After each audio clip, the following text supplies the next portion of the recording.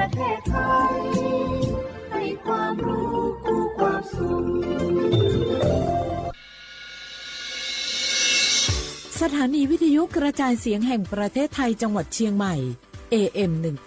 1476 กิโลเฮิรตซ์สถานีวิทยุภาคภาษาชาติพันธุ์แห่งเดียวในประเทศไทย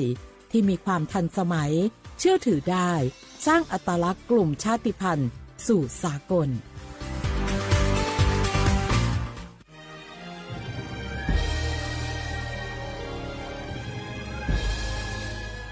เกิดเป็นคนไทย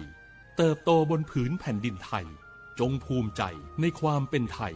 ชาติไทยเรานั้นนับเป็นชาติที่มีความเป็นมาเก่าแก่ยาวนานเรามีภาษาวัฒนธรรมและมีสิ่งต่างๆที่เป็นเอกลักษณ์ให้เราได้ภาคภูมิใจในความเป็นคนไทยเราควรเห็นคุณค่าและมีความรักชาติหวงแหนแผ่นดินอันเป็นมรดกของบรรพชนร่วมภาคภูมิใจในความเป็นไทย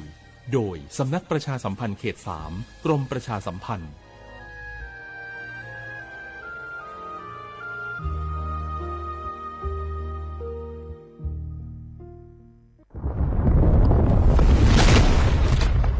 สาธารณภัยเป็นเรื่องที่ต้องใส่ใจช่องทางการรับรู้ข่าวสารเตือนภัยทำได้ง่ายนิดเดียว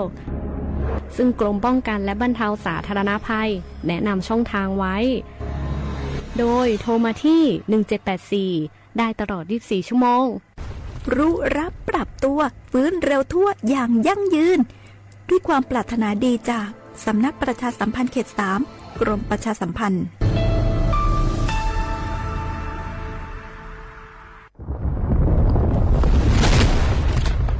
สาธารณภัยเป็นเรื่องที่ต้องใส่ใจช่องทางการรับรู้ข่าวสารเตือนภัยทำได้ง่ายนิดเดียว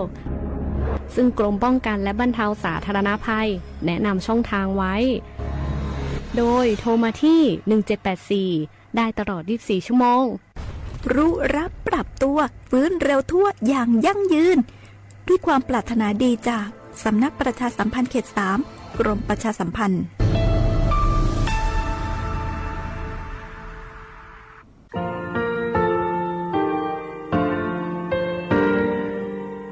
งาคือมีติปิเพกาวิชแล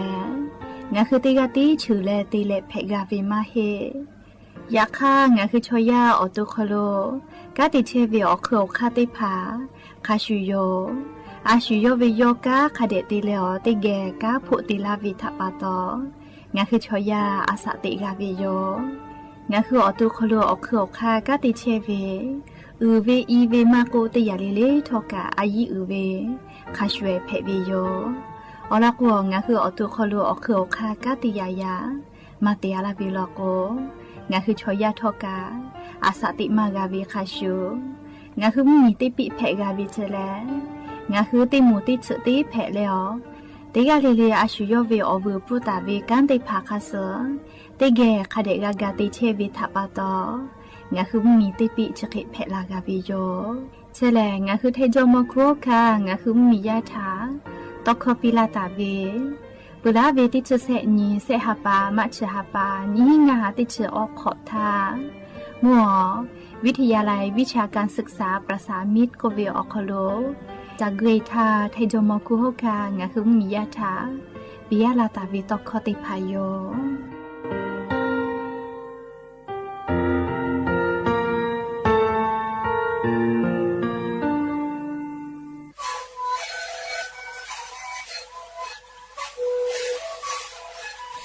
นี่คือหนูคือยาแก้เชื้อเวออกข้อเฉลยและหุ่นข้อต่อหัวออกทีจังหวัดที่ไหนเอ็นนาบาเต็งที่โอหาสิจิขะกิโลเฮ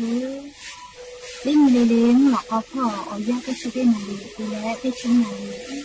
เล่นถือเวเอายาที่นาลีที่แต่แล้วก็นาลีข้าพยาเล่นเลี้ยงและหุ่นข้อก็เชื้อเวและงานและหุ่นข้อก็เชื้อสมาในคาโบเมดิโซ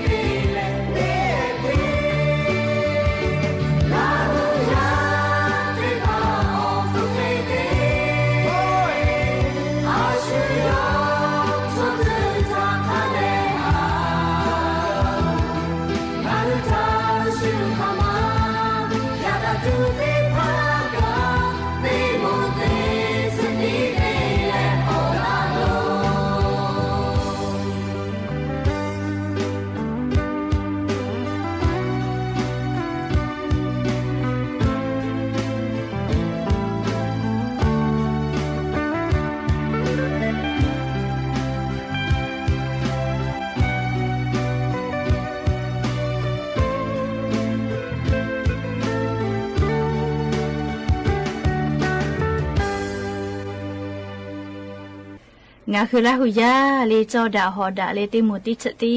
แผะปีจิแมเลอาชีทาเลงาคือละหุชอจิทาอุชาปิยาลาวิชออพุจิแมเลอพุชอลิจากาอาไลคาเวลิชื่อมาเวยูเวลาเลติเวลาเลลิติสติสติแผะเลอพุกานี้วิทัปตอลิงาคือละหุยากาจอดาหอดาวิอคลุติมุติสติคาเดแผะตัวอโปอพุเจเลลิงาคือละหุยาจอดาหอดาเลติมุติสติแผะไกปุตุเวมาลาตาวิอหิแผะวิโยจิแมมและอย่าเพื่อหาติปอทอกาดะเจวิอยาชอคโลงาคือติปอกอกะมีลาแล้วจุป้าป้าลุเชตาเวงาคืออวิวเนี่ยละหุยาติพาทะติแก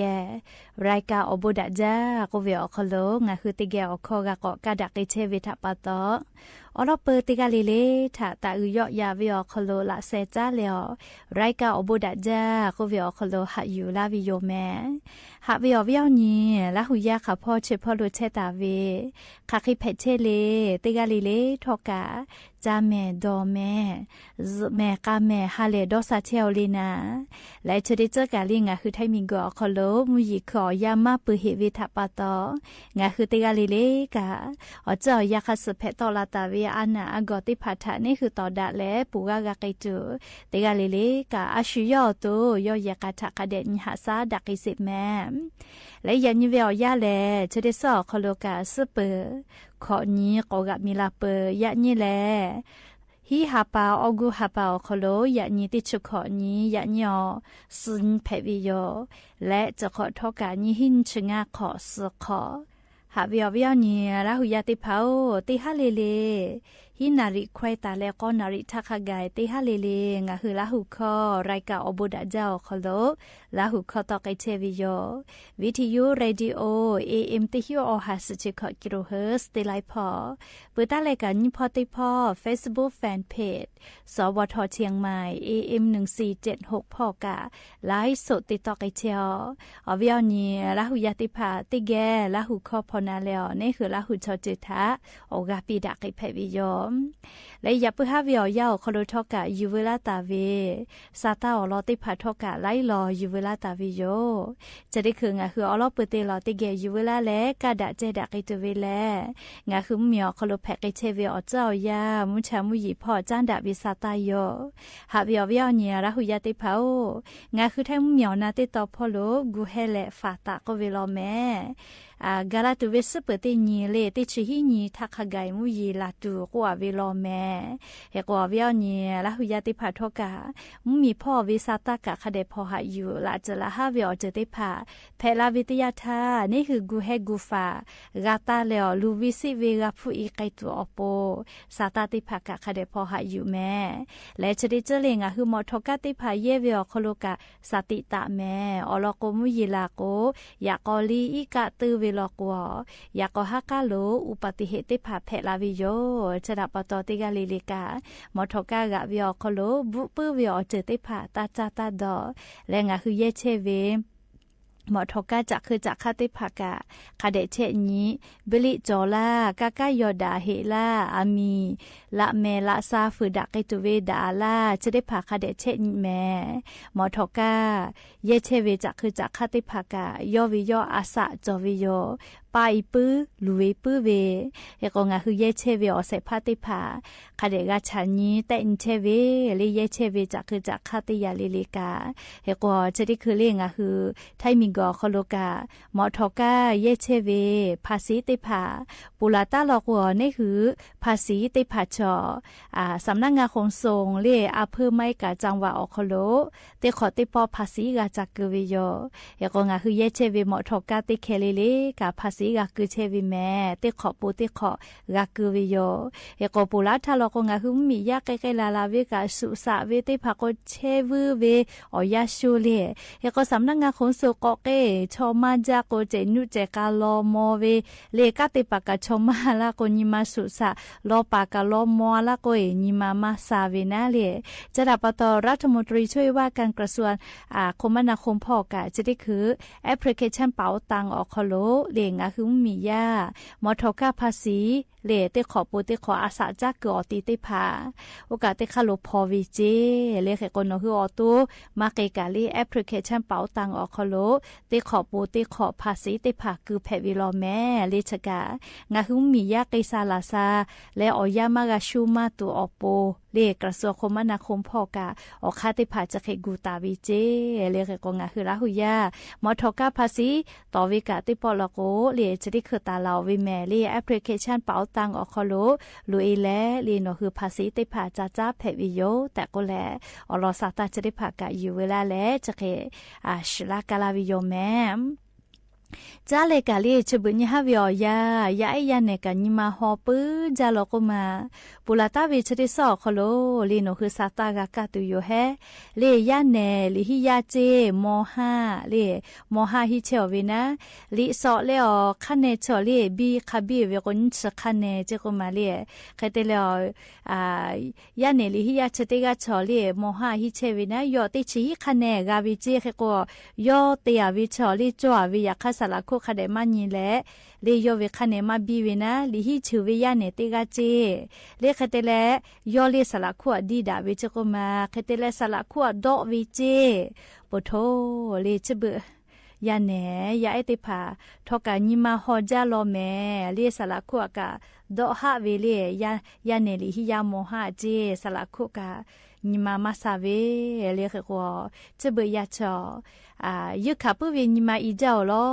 เลียวเจ้ายาคาสามามากะปีปากอีเจ้าลอเลีลิฮิยาสลาคัวดอกวิเจติไมเลียาปอยาดอกเวโกเวกาซาตาคาบิกากาวิโยเลียวเจ้ายาจริคุเวอคโลงาหือปอยติภากายาปายามิถาอายีอยู่แล้วยาคาเดปีและดาวิยาปายามิเพตุอโปเลียปายามิถาคาเดญหาซาเลมาปีสิแม่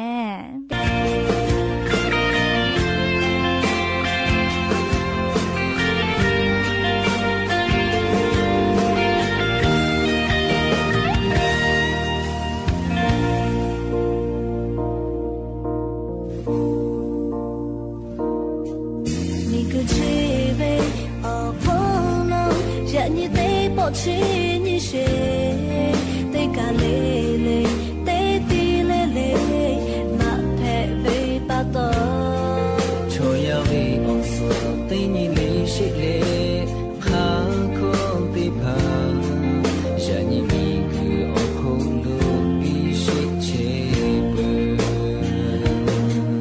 我和秋呀，老怕他巴多，明个气功出家。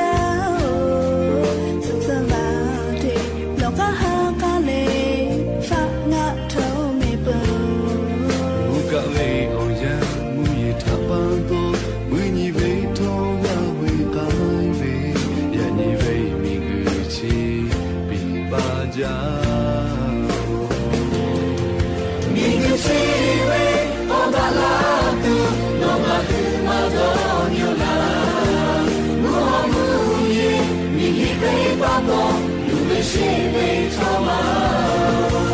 家人的他妈是为我真，让你我追我这不，我要做着你的去个拉杜做着不。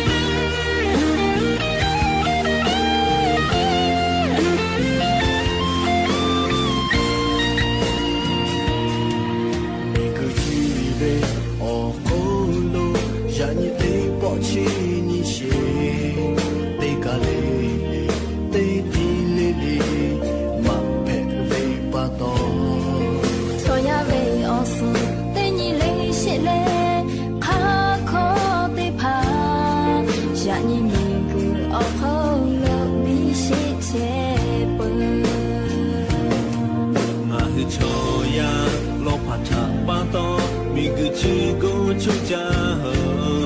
说实话的，老家哈家嘞，发啊臭美不。不该为我呀，为他巴多，为你。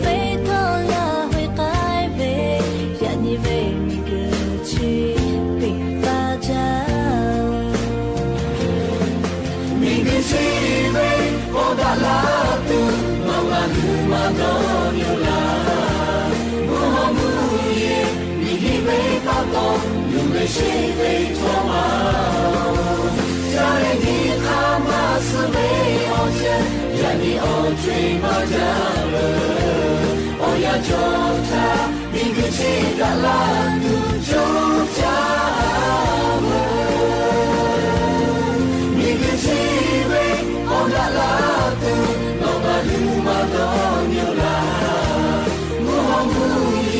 你可被打倒，你为谁被托马？家人你看马是为我真，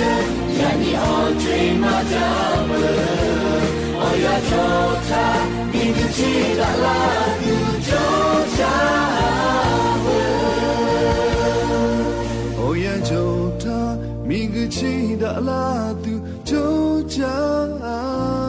油。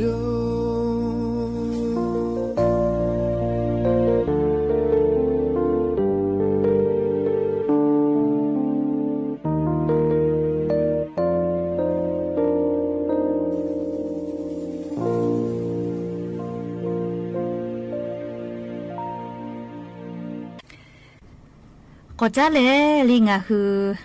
วิทอวิทยาทางอ่ะคือออลเปอร์ค่ะใครติกาปีไกจูเวเรียกใครติเลงอ่ะคือวิมากาทอตูงอ่ะคือออตูค่ะใครกาติฟาโจเว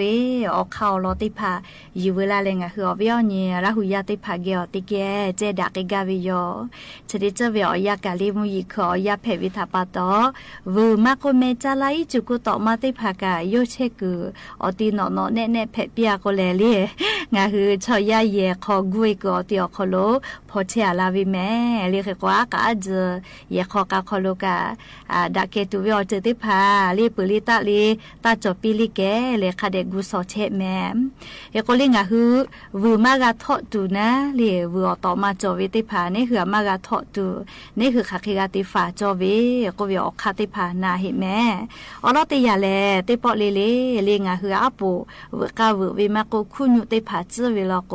เตปอเลคาเดมิเสจิแม่เลียเตปอปอลโกคุญุขอสาลือเลกาคุญุหัวเวติพาลโกเลกาเป้าแกะแตโกวติพาจารุซาลาลาวิโยเลชราปตอเตปอเลงาคืออาปูวกาวิมาโกคุญุติพาจืเวลาโกคาเดจอบาทาบานเสจิเลวติพาเชลโกโมโกเนหือมากาชิตุนะเลจะอลอติยาเปือเลนี่ยาติยาลโกเลงาคือคือกาลิกุยติพาติจอจิเมลีมิชอพาแต่เลซวิชอวุติพาตาลาเลนี่คือสกอซาลาลาวิแม่เรียกว่างาคือสกุติพากาติกาวิลกุกุยขออาจจะมุเลลีมีชาวมาดอซวิลกุดัจจาจิแม่เคเตเลลีพากากาซวิลกุกาลีพากาคือซวิลกุกาพากาคือปุขโนคาเดวกัวเจลีวุติพามากาตะเชียลาจัวปูนะเลเสคาติคาลโกเลมเผือตะคือวิอยาแม่มาโมกอติอนะกอติมาโกเปลิตาลีกอติอคโลตะไกเจอยาติยาเลงาคือออกคอกเวจอวิชใกล้คือจะคิกอติชอเลเมาเววลอพลุเลฮาวติผาจะเชียลักแขจะก็มาฮาปืเจียวมาโกนาเลจะใกล้กอติติผาสตาไกเจง่ายยาติยาเลออกเวติผาโมวิลโกลีลาเซตาจะยุกจิแม่เลอปุตะขอมาโกสกุขอมาโกเลอลโกวติผาจะพอเชียลาวิโยขอยาติยามเผืนาหุกอเตียวเกโกเลดามีคเดบาเจคตเลดามีบาเวกาเลออกข้อกาจอดเจียวคเตโกวิชอนี่คือชอบข้อกาก็ยกกับพอยวิก็มานี่คือยอดที่เกาะวิมาเฮเลยยกกันนี่คือกะเกาะวินะเดเฮก็สยาติยาลโกมเผื่อตาคือวิอยาเลติดชายี่อือวิอจึงได้พามาจอวิลโกเยบาพอตาโตอีเจเฮก็งะคือกะโตอีปุวิลโกกาเลหาทอซมาเลคุญูเลคุณอยู่บ่ได้ผาจื้อเจเรียวิได้ผามีชาวจะแชร์คนนี้คือมากะทอคือตัวอปูนะเรียเฉลยนี่คือวิมากะทอตัวเวฝากไอตัวเวออกคันนะใครแต่ละฟาวกะเรียบูมันดาเลวิจะทอลาปื้อวิลกงะคืออตัวเอาลอปื้อค่ะใครกะเตกะจอเฮเวเลก็ก็เรียวิทอลาวิทยาทานี่คือตัวคอโลจอตาเวสจะสละปีมากกว่าหาปีติผาคับเวอยู่บะเจค่ะแต่ละอาปู ได้ผามากกูกะเลอาปุพอเมมือได้ผาว่าแล้วว่าจะอะไรนั่นเลยว่าวูทอกก็อเดียวเขาโลหะเพชรเจอเกาญูวูต่อมาเลยอเกาญูงะคือสจ้าข้าสหามากะไกไว้ตัวปนาเลยหะเพชรเจต่อป้าเดี๋ยวก็มัวคือว่าวูทอลาเวลก็น่าเลยอาปุพอเมมือสาเลยไม่กะอาปุแกอะไรเลยชอคือจะกัวห่อเลยหะเพชรเจเลยวัวคอโลเวอต่อมาติพานิหัวตัวคอโลหามากาแปกไอตัวปูนาเลต่อเตียปีเจเบื่อเล่เล่นวัวทอวิชอนาเลหากาสพอวิเจเล่คเตียกูวัวทอเกิดได้เข้านะเล่วัวทอเกิดได้เข้าอีกาเกเวเลหัดฉบับเปียเจไม่กันน้ำยาฆ่าเชื้อติผาวัวทอเกิดได้เข้าหัดฉบับเปียเจคเตียเล่เล่พาแกเวนาเลติพาวิชิกสตอลาวิโลโกเลสมากาตอตูคาเดนเตียปิเจเลเคเตียโก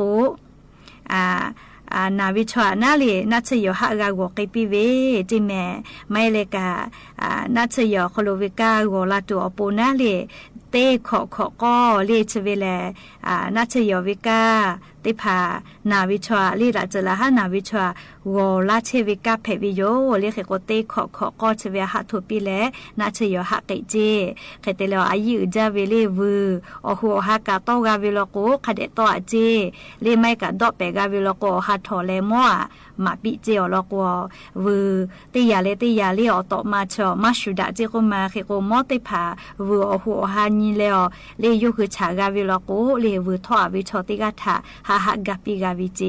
เลเขโกอายุจาเมเลชเวกาเขโกเวอเนราหุยาติภากาวมากาทอตูฟาเวเลดะเจ้านะเลอยากข้าฟาวกา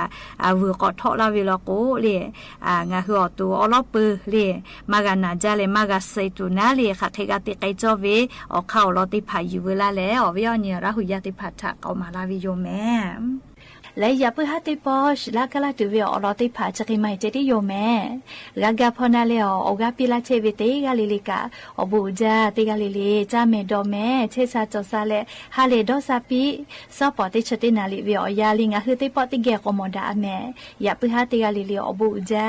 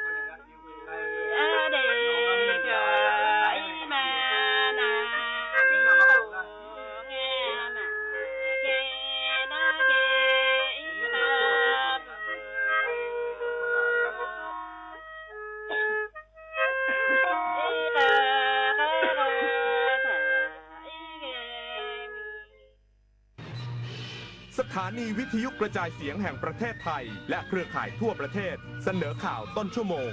รู้เร็วรู้จริงเกาะติดทุกสถานการณ์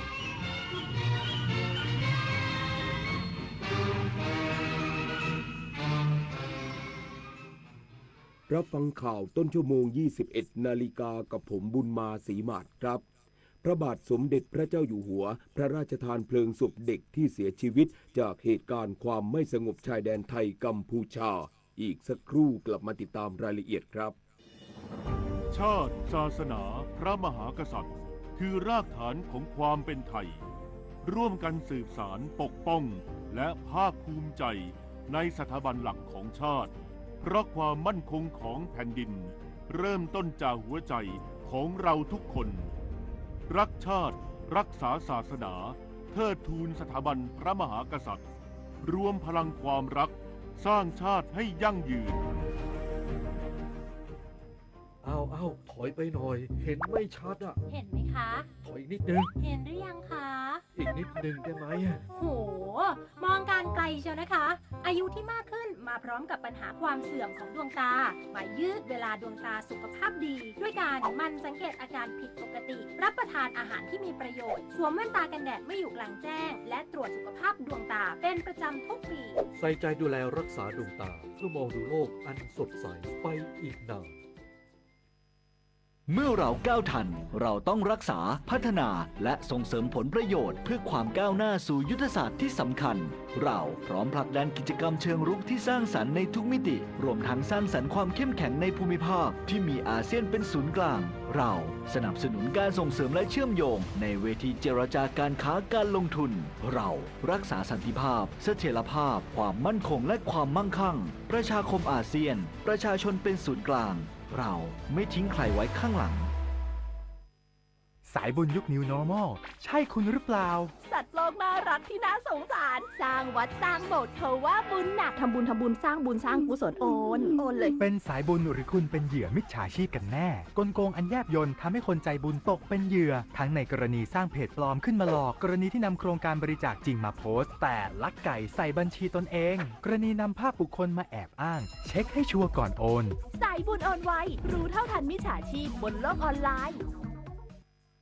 พระบาทสมเด็จพระเจ้าอยู่หัวทรงพระกรุณาโปรดเกล้าโปรดกระหม่อมพระราชทานเพลิงศพเด็กที่เสียชีวิตจากเหตุการณ์ความไม่สงบในพื้นที่จังหวัดชายแดนไทยกัมพูชาที่วัดประทุมเมธจังหวัดสุรินทร์พระบาทสมเด็จพระเจ้าอยู่หัวทรงพระกรุณาโปรดเกล้าโปรดกระหม่อมพระราชทานเพลิงศพนายบัณฑิตอุ่นจิตและเด็กชายธิติวัฒน์บุญแต่งพลเรือนที่เสียชีวิตจากเหตุการณ์ความไม่สงบในพื้นที่จังหวัดชายแดนไทยกัมพูชาณวัดประทุมเมฆจังหวัดสุรินทร์โดยมีนายนฤมลพินโยสินวัฒน์รัฐมนตรีว่าการกระทรวงศึกษาธิการเป็นประธานในพิธีบำเพ็ญกุศลสวดพระอภิธรรมและพระราชทานเพลิงศพผู้แทนหน่วยงานภาคส่วนต่างๆและประชาชนในพื้นที่เข้าร่วมพิธีซึ่งการพระราชทานเพลิงศพในครั้งนี้นับเป็นพระมหากรุณาธิคุณอย่างหาที่สุดมิได้เป็นขวัญและกำลังใจแก่ครอบครัวผู้สูญเสียรัฐมนตรีว่าการกระทรวงศึกษาธิการกล่าวว่ากระทรวงศึกษาธิการจะร่วมประคับประคองและเป็นกำลังใจให้ทุกครอบครัวก้าวข้ามความสูญเสียทั้งการมอบเงินช่วยเหลือรวมถึงเงินเยียวยาผู้ได้รับผลกระทบตามที่คณะรัฐมนตรีมีมติเห็นชอบตามมาตรการเยียวยาให้กับครอบครัวของผู้เสียชีวิตปุริพัฒน์สอนการรายงานแม่ทัพภาคที่4ลงพื้นที่ตรวจสอบเหตุโรงงานไฟฟ้าชีวมวลในพื้นที่อำเภอแว้งจังหวัดนราธิวาสหลังถูกลอบวางเพลิงพร้อมกำชับคุมเข้มพื้นที่เขตเศรษฐกิจและแนวชายแดน พลโทไพศาลหนูสังแม่ทัพภาคที่4ผู้อำนวยการรักษาความมั่นคงภายในภาค4ลงพื้นที่ตรวจสอบโรงงานไฟฟ้าชีวมวลจังหวัดนราธิวาสหลังเกิดเหตุลอบวางเพลิงเมื่อค่ำวันที่15สิงหาคมที่ผ่านมาส่งผลให้โรงงานต้องหยุดดำเนินงานชั่วคราวโชคดีที่ไม่มีผู้ได้รับบาดเจ็บหรือเสียชีวิตโดยหน่วยกำลังในพื้นที่สามารถเข้าควบคุมสถานการณ์ขณะนี้อยู่ในขั้นตอนรอการตรวจสอบหลักฐานจากเจ้าหน้าที่ที่เกี่ยวข้องทั้งนี้แม่ทัพภาคที่4ได้เรียกประชุมหน่วยงานด้านความมั่นคงทุกฝ่ายเพื่อติดตามความคืบหน้าการตรวจสอบความเสียหายมาตรการรักษาความปลอดภัยและแนวทางสืบสวนติดตามตัวผู้ก่อเหตุพร้อมทั้งกำชับข้อสั่งการเข้มงวดมาตรการรักษาความปลอดภัยสาธารณูปโภคสำคัญพื้นที่เสี่ยงเขตเศรษฐกิจและแนวชายแดนพร้อมทั้งขอความร่วมมือผู้นำท้องถิ่นผู้นำศาสนาและประชาชนหากพบเบาะแสที่น่าสงสัยสามารถแจ้งเจ้าหน้าที่โทรสายด่วน1341ตลอด24ชั่วโมงวิรพัฒน์เพชรสุดสพท.สุไหงโกลกจังหวัดนราธิวาสรายงานกระทรวงพาณิชย์ติดตามสถานการณ์ผลไม้ภาคใต้ช่วงปลายฤดูเก็บเกี่ยวพร้อมสนับสนุนการใช้ห้องเย็นเพื่อรักษาคุณภาพและเพิ่มมูลค่าผลักดันส่งออกสู่ตลาดต่างประเทศช่วยเกษตรกรมีช่องทางจำหน่ายที่ยั่งยืนนายจตุพรบุรุษพัฒน์รัฐมนตรีว่าการกระทรวงพาณิชย์กล่าวในการลงพื้นที่จังหวัดสงขลา พื่อติดตามสถานการณ์ผลไม้ในพื้นที่ภาคใต้โดยระบุว่าได้ติดตามราคาทุเรียนช่วงปลายฤดูเก็บเกี่ยวและเยี่ยมชมการดำเนินงานของบริษัทห้องเย็นที่นำทุเรียนเข้าสู่กระบวนการแช่แข็งเพื่อรักษาคุณภาพและเพิ่มมูลค่าก่อนส่งออกสู่ตลาดต่างประเทศซึ่งปัจจุบันมีการรับซื้อทุเรียนแล้วกว่า 5,000 ตันคาดว่าจะดำเนินการได้ถึงช่วงกลางเดือนกันยายนถือเป็นกลไกรองรับผลผลิตจำนวนมากในช่วงที่ราคามีแนวโน้มตกต่ำและเห็นว่าการใช้ห้องเย็นและการแปรรูปผลไม้เป็นโมเดลสำคัญในการแก้ปัญหาผลผลิตล้นตลาดช่วยยกระดับราคาตั้งแต่ต้นน้ำถึงปลายน้ำเกษตรกรสามารถขายผลผลิตได้ในราคาที่ดีขึ้นขณะที่ผู้ประกอบการสามารถนำไปแปรรูปเพื่อการส่งออกเพิ่มโอกาสทางการตลาดพร้อมกันนี้กระทรวงพาณิชย์ได้เดินหน้านโยบายลดต้นทุนการผลิตอาทิโครงการธงเขียวปุ๋ยและยารักษาพืชเพื่อบรรเทาภาระเกษตรกรและเชิญชวนประชาชนร่วมอุดหนุนสินค้าไทยสนับสนุนเศรษฐกิจฐานรากให้แข็งแรงและยั่งยืนสำหรับปีนี้บริษัทตั้งเป้ารับซื้อทุเรียนคุณภาพจากเกษตรกรในราคากิโลกรัมละ 50-110 บาทโดยกระจายผลผลิตจากแหล่งปลูกสำคัญทั้งจันทบุรีอุตรดิตถ์ชุมพรสุราษฎร์ธานีพัทลุงนครศรีธรรมราชและพื้นที่จังหวัดชายแดนภาคใต้เพื่อนำเข้าสู่กระบวนการแช่แข็งตามมาตรฐานสากลสัพทวีศรีวิบูลย์รายงานจบข่าวบุญมาศรีมาศอ่านรับฟังข่าวครั้งต่อไปเวลา 22 นาฬิกาติดตามข่าวที่นำเสนอไปแล้วได้ที่ www.thainews.prd.go.th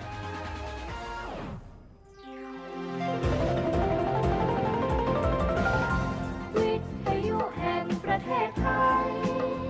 ให้ความรู้วิทยุแห่งประเทศไทยให้ความรู้คู่ความสุข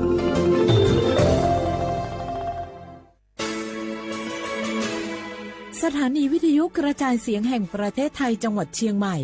AM 1476 กิโลเฮิรตซ์สถานีวิทยุภาคภาษาชาติพันธุ์แห่งเดียวในประเทศไทยที่มีความทันสมัยเชื่อถือได้สร้างอัตลักษณ์กลุ่มชาติพันธุ์สู่สากล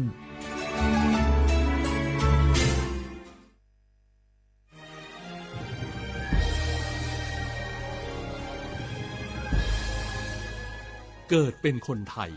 เติบโตบนผืนแผ่นดินไทยจงภูมิใจในความเป็นไทยชาติไทยเรานั้นนับเป็นชาติที่มีความเป็นมาเก่าแก่ยาวนานเรามีภาษาวัฒนธรรมและมีสิ่งต่างๆที่เป็นเอกลักษณ์ให้เราได้ภาคภูมิใจในความเป็นคนไทยเราควรเห็นคุณค่าและมีความรักชาติหวงแหนแผ่นดินอันเป็นมรดกของบรรพชนร่วมภาคภูมิใจในความเป็นไทย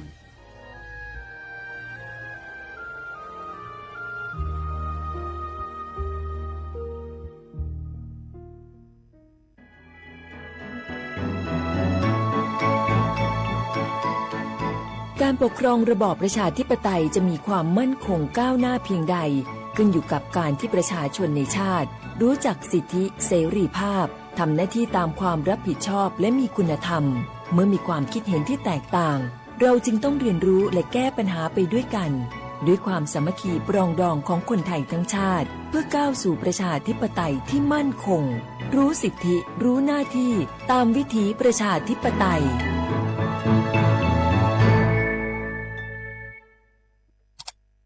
อ้าวแชร์เข้าไ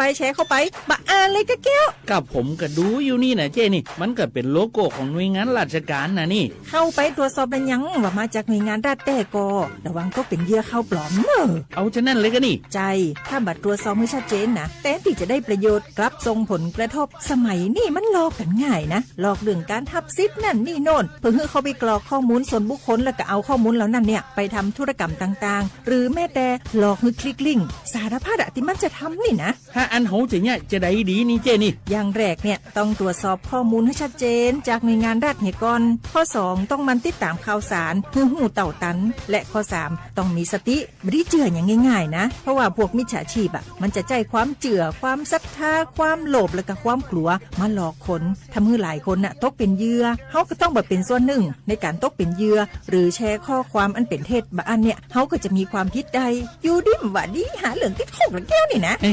ขอโทษครับเจ้รู้เท่าทันป้องกันการตกเป็นเหยื่อจากแก๊งหลอกลวงปรารถนาดีจากสำนักงานประชาสัมพันธ์ที่ 3 กรมประชาสัมพันธ์ค่ะฮัลโหลสวัสดีครับพี่น้องอายุนี้เดือขยาวโฆษณาไกกะกอสถานีวิทยุกระจายเสียงแห่งประเทศไทยจังหวัดเชียงใหม่พปานเนอบีเคฮอมอนาแอออนหลีญาเมเจสถานีวิทยุกระจายเสียงแห่งประเทศไทยเฮนาอย่าซิมกอนบีเอดูอย่าล้อนแต่ช่องหางละหาเชลกับปจักกันเนอดูฮออีสอนิกามาลาวเนกามองขากา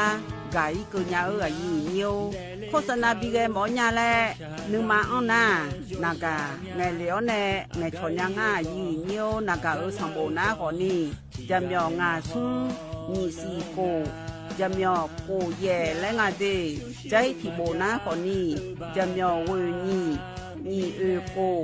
เย่งาสีเวและงายีเนียวมาเจอเกญานี่รู้กันไหมสิทธิบัตรทองหรือบัตร30 บาทเป็นสิทธิหลักประกันสุขภาพตามกฎหมายที่ช่วยคุ้มครองคนไทยทุกคนให้เข้าถึงบริการสุขภาพที่จำเป็นโดยไม่ต้องเสียค่าใช้จ่ายเลยนะครอบคลุมทั้งการรักษาพยาบาลการป้องกันโรคการฟื้นฟูสมรรถภาพทางการแพทย์เรียกว่าช่วยให้คนไทยอุ่นใจกันเลยทีเดียวสอบถามเพิ่มเติมสายด่วนสปสช1330ขอชอแม่น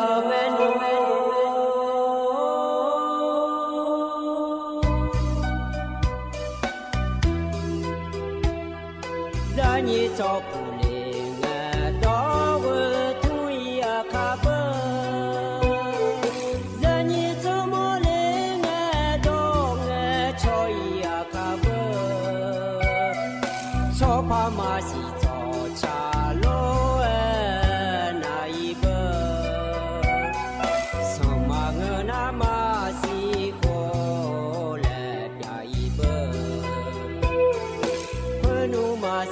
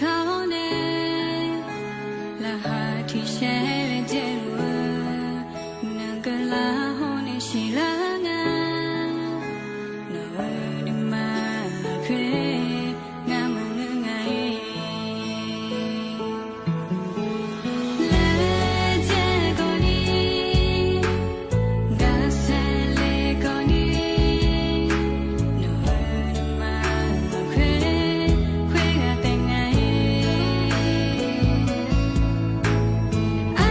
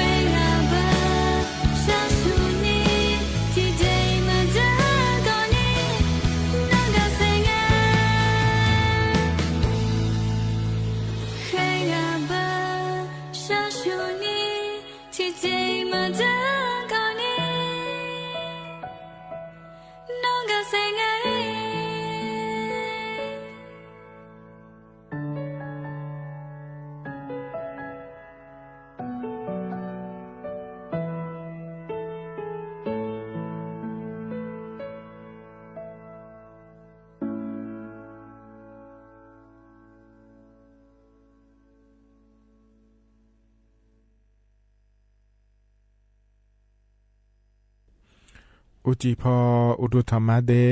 ไอเยนี่มีขังยาโยอานาลุแน่เยเนียวอันนี้จิกะล้อเยเนียวยามีนาลุทองจัวล้วนไอเยนี่โยอานาลุแน่พยาทองจัวเมียเดเยเนียวเดอุจิพอปะล้อเยเนียวฮกาเมียวมัวดูแน่ไอเยนี่โยอานาลุแน่ยาทองจัวฮนาล้อเยเนียวนาเลียอายามนาลีเวหลานเนนาลีเชหลังก็นี่เดเยเนียวยุ่มจีนาล้อเยเนียวจอนเจอโกนงเนาะก็ละแม่เดเยเนียวเดแต่วันเสาร์ไงนงานในเยนี้ที่ไม่แน่ลอยนอนนายมยากานการอยู่หากายอยู่หายะเน่ลอยเยเนียวยุ่มนั้นนะอายามละคุยฉลาเน่วันนั้นเนี่ยนะหาเจ้าดูอาคารนึกสอยที่นอนแล้วยานาแม่เยเนียวจอนเจอจอนงเนาะลอก็ละมีแน่เดเยเนียวเดสมบูรณ์โดยยาหนะขอเนี่ยให้อินนอนในยานั้นเนี่ยอาคารนึกสองก็เนี่ยยานาแม่เยเนียวที่ไม่แน่ลอยหาดามังชบันยาเจแล้วอยู่หากันยาหลวยแล้วยุ่มลาเรือลอยเฮจังโลเลยลอยเยเนียวอยู่หากันยาหลวยหาดามังชบันเนี่ยไม่ได้อาดามาขอเนี่ยอยู่หายาแม่เนี่ยแม่เยเนียวหือละไงอยู่หารอชบันยาแพ้รอยุ่มหุ่มมาละเรื่องมีเชื่อหุ่มมารอเธออาจจะลีดเตาลีดเนี่ยแล้วก็รอเลยนี่เลยหอยหุ่มมาจ้องจ่าโลแล้วก็รอเลยอย่างนี้มีเนี่ยอยู่หายาแม่เนี่ยเดย์เนี่ยเดย์ยุ่มจิกที่เขาโลแล้วจอดามาเนี่ยอินาจอนเจอโกนังฉลาดมีเนี่ยเนี่ยอยู่จอนาลูทนจ่อโลเนี่ยหัวโลนาอันนั้นฉลาดน่ะอยู่ก็เทเจมาจานาขอเนี่ยรอเย็นนั่นก็ต้องเชื่อก็กอโลอเดืออาขาก็กอโลอเดืออาขาเดจิตกอมาเฮก็เฮพอเนี่ยจะกะกะด้านนั้นในบิสิบิกาเฮก็พอเนี่ยอเดืออาขาชดเจอเนี่ยมาเชื่อก็พิลัวเยชุดเนี่ยมาเงี้ยอันถ่ารอเนี่ยยุดตัวเนี่ยเนี่ยพอเนี่ยบินาหาดามาเดเนี่ยเดที่มีเนี่ยเนี่ยว่านาลัวจะได้นะหาเนี่ยแม่เนี่ยน่าเฟบัวปานเนี่ยน่าหาลัวนะรอเยี่ยกดไลค์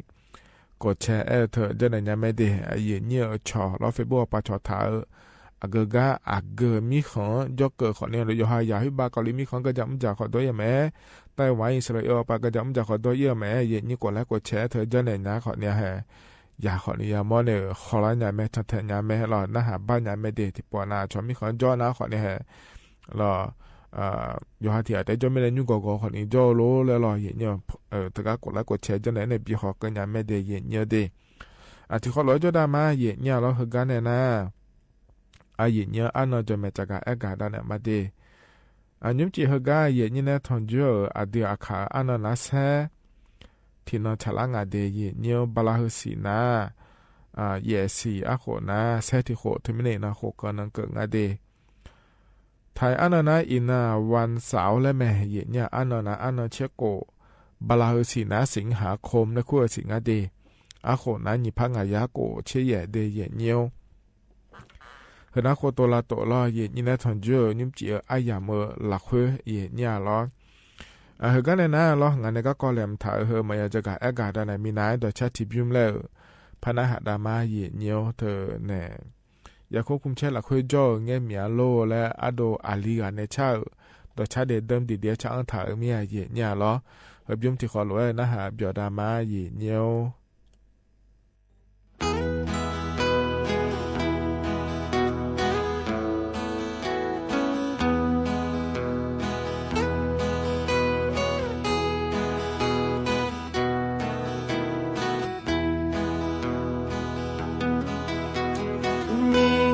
Hãy subscribe cho kênh Ghiền Mì Gõ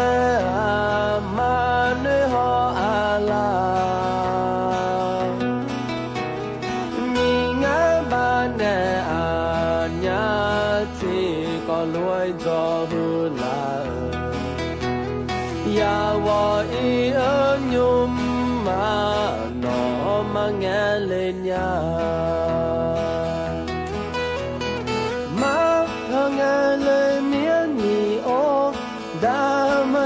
không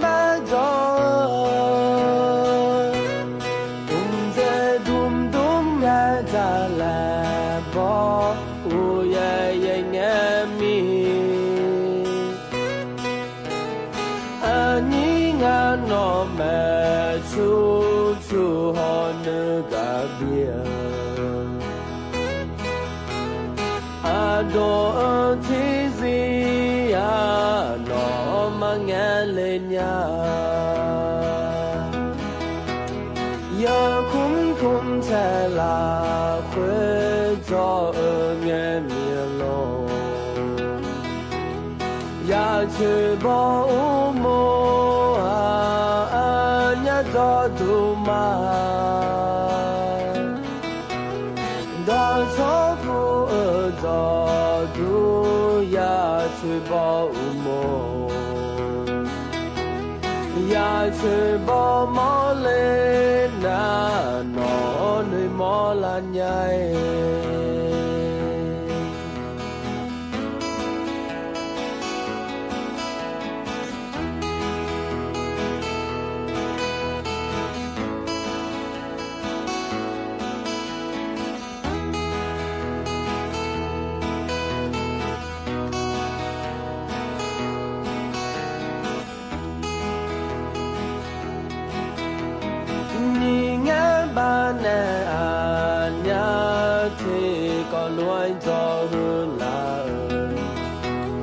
呀，我一面来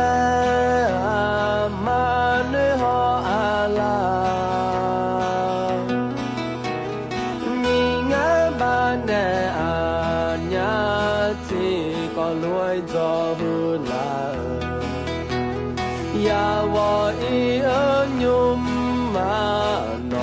么眼泪呀。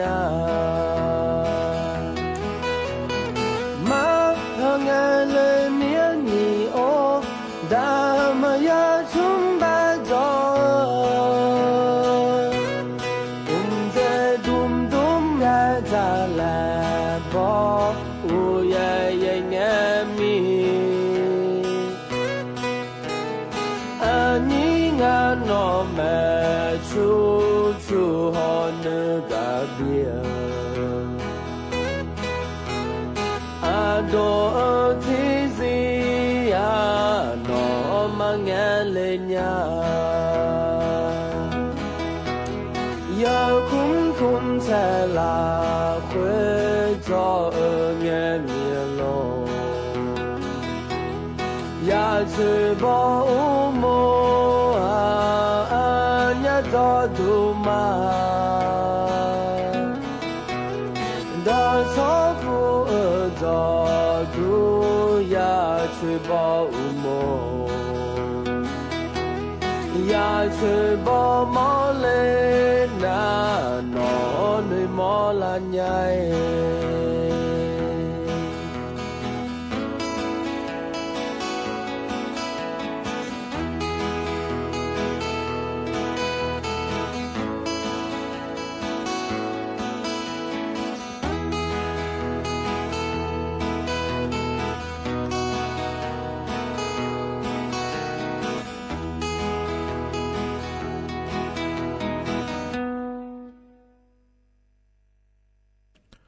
อัตการยุ่มพอเนี่ยบินหาดาต่อชาตกาเทบยุ่มนาลอเยเนียว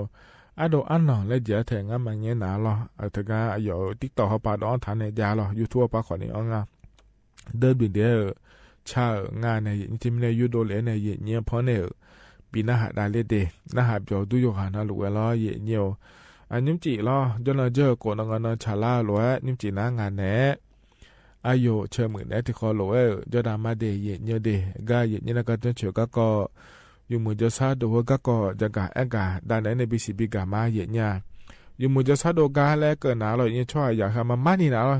ยมยาเนี่ยน้าสิญญาแม่อยู่จนอยู่หามันดูอยู่มือจะซาบิโดเนี่ยพางานเลยแล้วเราเยเนี่ยจากดก็ยาหอมาหลอกกันมาไกลจังก็มาหล่อวันนั้นหลัวก็มาเราเลยนี่เขาเนี่ยออกกันมาไกลหุ่มมาจังก็มาเราไอ้ก็พอในคนนี้ย้อนอาลูจะกะแอกาดานในบิสิบิกามาเดที่มิเนี่ยเราเลยนี่อยู่หาเจนามาฮอลูดานาคนเนี่ยนาก็ปีละนาคนเนี่ยอยู่หาสาระแม่เยเนี่ยล้อนาก็ก็น่าอยู่คือเล่นยี่จีเลยพี่ป่าอย่างงั้นแต่เยเนี่ยล้อเธอโลกติดต่อเขาในโลกไม่ติดต่อเลยคุณว่าแต่นาก็ดับเบิลเจนาคนเนี่ย อาชอเนี่ยเดือนหยอละหยานะก็นะขอเนี่ยโควิดช่วยผู้มาเยอะนะลูกกันเลยจะทอนหยอเยอะนะลูกแล้วอาชอเนี่ยเดือนหยอละหยานะก็เดน่าจะให้ทีมหัวกันดูนะขอเนี่ยโลไม่ติดต่อแล้วคงอาจจะเทียที่หยอเล่มันก็หยอหามาด้วยในเปลี่ยนล่านะก็เนี่ยแล้วหยอหาในเปลี่ยนล่านะก็แล้วก็นะขอเนี่ยยมยาเจียเนี่ยชิข้องสัชวเจอันเจอโลหยอหาจะต่อปานอีหยอหาเดียวปานอีรอเนี่ยอยู่เมืองงานแล้วเราเลยนี้นึกมาสาชังมอดบเยอะเยอะนะรู้ก็ยังอาจจะสาชังสาปอนึกมาบอกอุบมาเยอะนะรู้รอเนี่ยเฮก็เดินนะขอเนี่ยอยู่หามอดเนี่ยอิงอาเทียเนี่ยโยจ่าโยดอโยอยู่เมืองงานเจอละเงี้ยอยู่หามอดแล้วเราเลยนี้เทมิเนี่ยยังมือพาย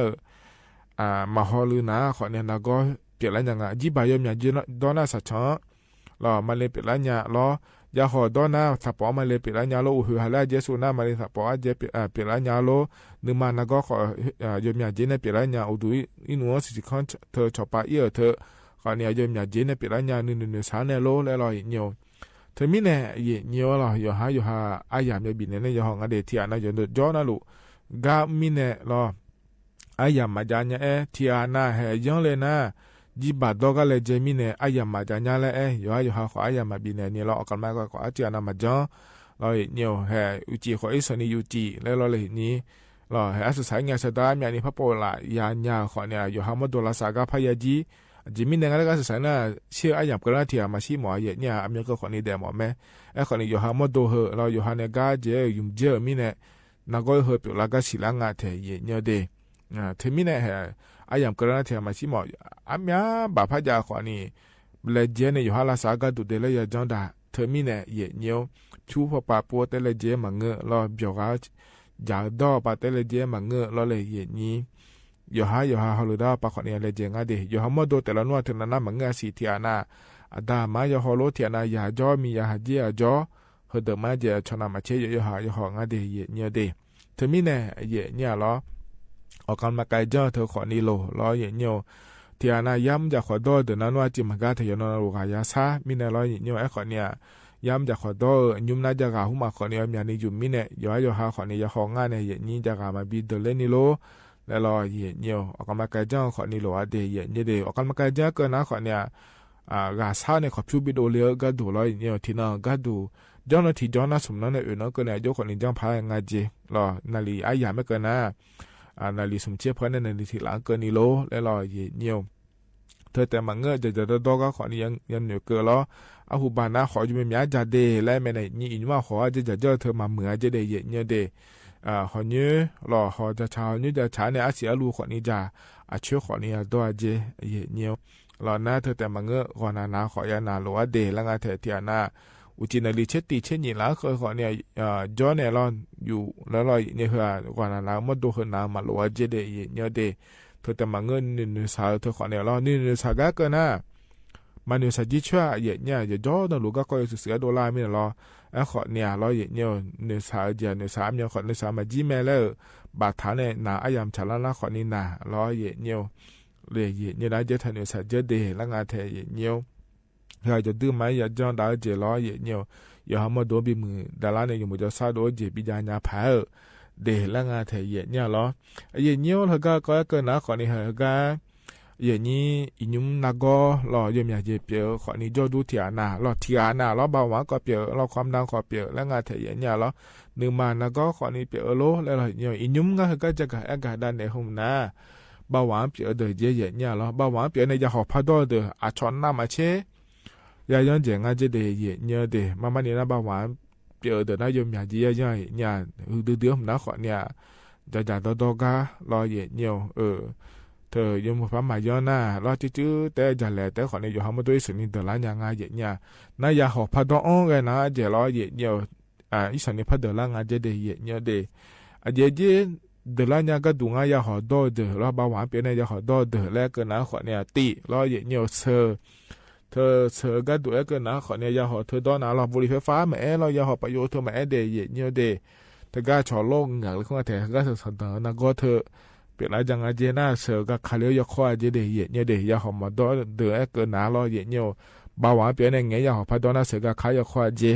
เนี่ยน่า เธอก็สิข้อยอชื่อเธอรอเย็นอยู่ยอมยาเนี่ยยาดาราเนี่ยลาซาปาภาษาดาราเดและตัวเกิดง่าแทเย็นเนี่ยเดน่ากอสีแล้วไตแล้วก็ง่าแทเย็นเนี่ยหรอกอสีเธอขอเนี่ยจ่อเยอะยอข้อเจเย็นเนี่ยหรอบ่าวเปียเนี่ยยาหอดอเธอรอเย็นเนี่ยกายสอนเนี่ยย้ำดามินงากอสีเธอรอมาเมื่อเจมาดูในบีดูก็ดูแล้วก็ง่าแทเย็นเนี่ยเดนจะดอยเจนาลุร้อยเนี่ยที่มินกายสอนเนี่ยย้ำมินหัวสารงาเดและตัวเกิดง่าแทเย็นเนี่ยเดน่าเธอแต่มาเงอสี่ข้อเธอรออีกเนี่ยสี่ช่องเธอมาเหมือเจเย็นเนี่ยมาวันนี้นะช่วยอย่าเหือบ้าวเปียแต่ขอเนี่ยรอเย็นเนี่ยสี่ข้อเธอมาดูลินช่องเธอฉาแม่เย็นเนี่ยละมาหน้าแรกก็เงามาหน้าหน้าบ่าวเปียเธอทะเลยอดื้อมาสามังเงยเย็นเนี่ยรอเธอเมื่อนี่อาอย่างยัวเดเย็นเนี่ยเดสี่ช่องเธอมามือมินะรอเย็นเนี่ยน่าอย่าหอบพัดโชว์เธอมาจะเห็นหน้ามาเชื่อภาษาลาสิเยถั่วเย็นเนี่ยเธอมีนักศึกษาอย่างนั้นที่น่าคู่มาหน้าอย่าเดือดที่อาจจะเดเย็นเนี่ยเดเธอสี่ช่องเธอมามือมินะรอเลยเย็นนี้น่าใส่อยู่สลาหุ่มมาขอนี่สลาเย็นเนี่ยรอเธอใส่อยู่หุ่มมาโพล่ายกข้อเจเดเย็นโยมยันเนื้อหอบปลาขอนี่เงอเราเย็นเนี่ยมีเนื้อยกข้ามาเหมือเจเย็นเนี่ยยกข้ามาหอมันยันนี่เปล่าเจเดเย็นเนี่ยเดเนื้อมาพอปลาขอนี่เงอเย็นเนี่ยเถียนน่ะคือบือละบือหุ่มมาขอนี่บืญญาเจเดเย็นเนียวย่อยหาเชื่อหอหล่อเย็นเนียวยาหอดอบาวาขวัญนี่เปียหน้าหัวลูกไอ้เมียโลเลยเลยเนี่ยนะเธอแต่มาเงอะอาศัยหูเราสมรรถภาพทางเพศแล้วก็อาศัยเนี่ยย่อให้มีอันเนี่ยอยู่ต่างเงี้ยโลแล้วรู้ว่าเราทำมาเจเย็นเนี่ยหาตัวชิโนโลอย่าเกิดงานในอย่างนี้อดีตขาดดอกหัวอยู่ว่าจีอาจีเอาสายเนี่ยเราเธอเนี่ยไทยดอนหน้าเราเนี่ยยอมอยากจีอยู่เมื่อยังงานในหัวกายเกิดเราอยู่หามีอาจีเนี่ยอยู่ต่างกันแล้วเกิดงานเราเนี่ยไทยดอล้ออย่างเงี้ยยอมอยากนี่อยู่เมื่อดอแล้วจะเถียเนี่ยไอ้คนเนี่ยเดียขาดองานนี้มึงมันเท่านั้นมาเสียเนี่ยคนเนี่ยเราส่งงานในไอ้กูรู้อย่างเกิดงานในนี้รออย่างเงี้ยสีช่องมามือมีเนี่ยรออย่างเงี้ยเธอก็ก่อคนเนี่ยชาลาเดแล้วงานเถียเนี่ยไอ้รอแต่มีเนี่ยอย่างเงี้ยนักก็พับเดิมไม่งั้นเจเราอยากหอหุ่มมาดอกาเราบางวันเนี่ยบ่าวเปียแต่มาเงอเราเนี่ยนึกมานักก็โลความดาวหุ่มมาเปียโลยาหอหุ่มมาจีบ่าหุ่มมาดอกาอยู่ค่ะพายาย่างเจเดย์นี่เดนั่นนักก็หัวเราเปียมีอะไรเลยนะขอเนี่ยอยู่หันเนี่ยก็ต้องเชื่อเด็ดแต่จ้าเนี่ยเราเนี่ยออกกำลังกายขอจ้าเนี่ยก็นาโลเดแล้วงานเถียเนี่ยเดมีในหัวหน้าขอเนี่ยนี่อยู่หันนาโลยากานะขอเนี่ยอยู่ให้ย่างยาพายแล้วจะกะเอกาด้านนั้นในบิสิบิกาเลยเดย์เนี่ยเดฮกาหนาวเนี่ยต่อชาติบิมแล้วนะฮะดามาเยเนี่ยอินุมฮกาพอในบินะฮะดาต่อชาฮกาบิมนาที่นบิดาลาแต่และชาต่อชาเดที่ขอร้อยนะฮะเปียดามาเยเนี่ยดออันนี้ย้อนอยู่สัญญาเจตพานุสัญญา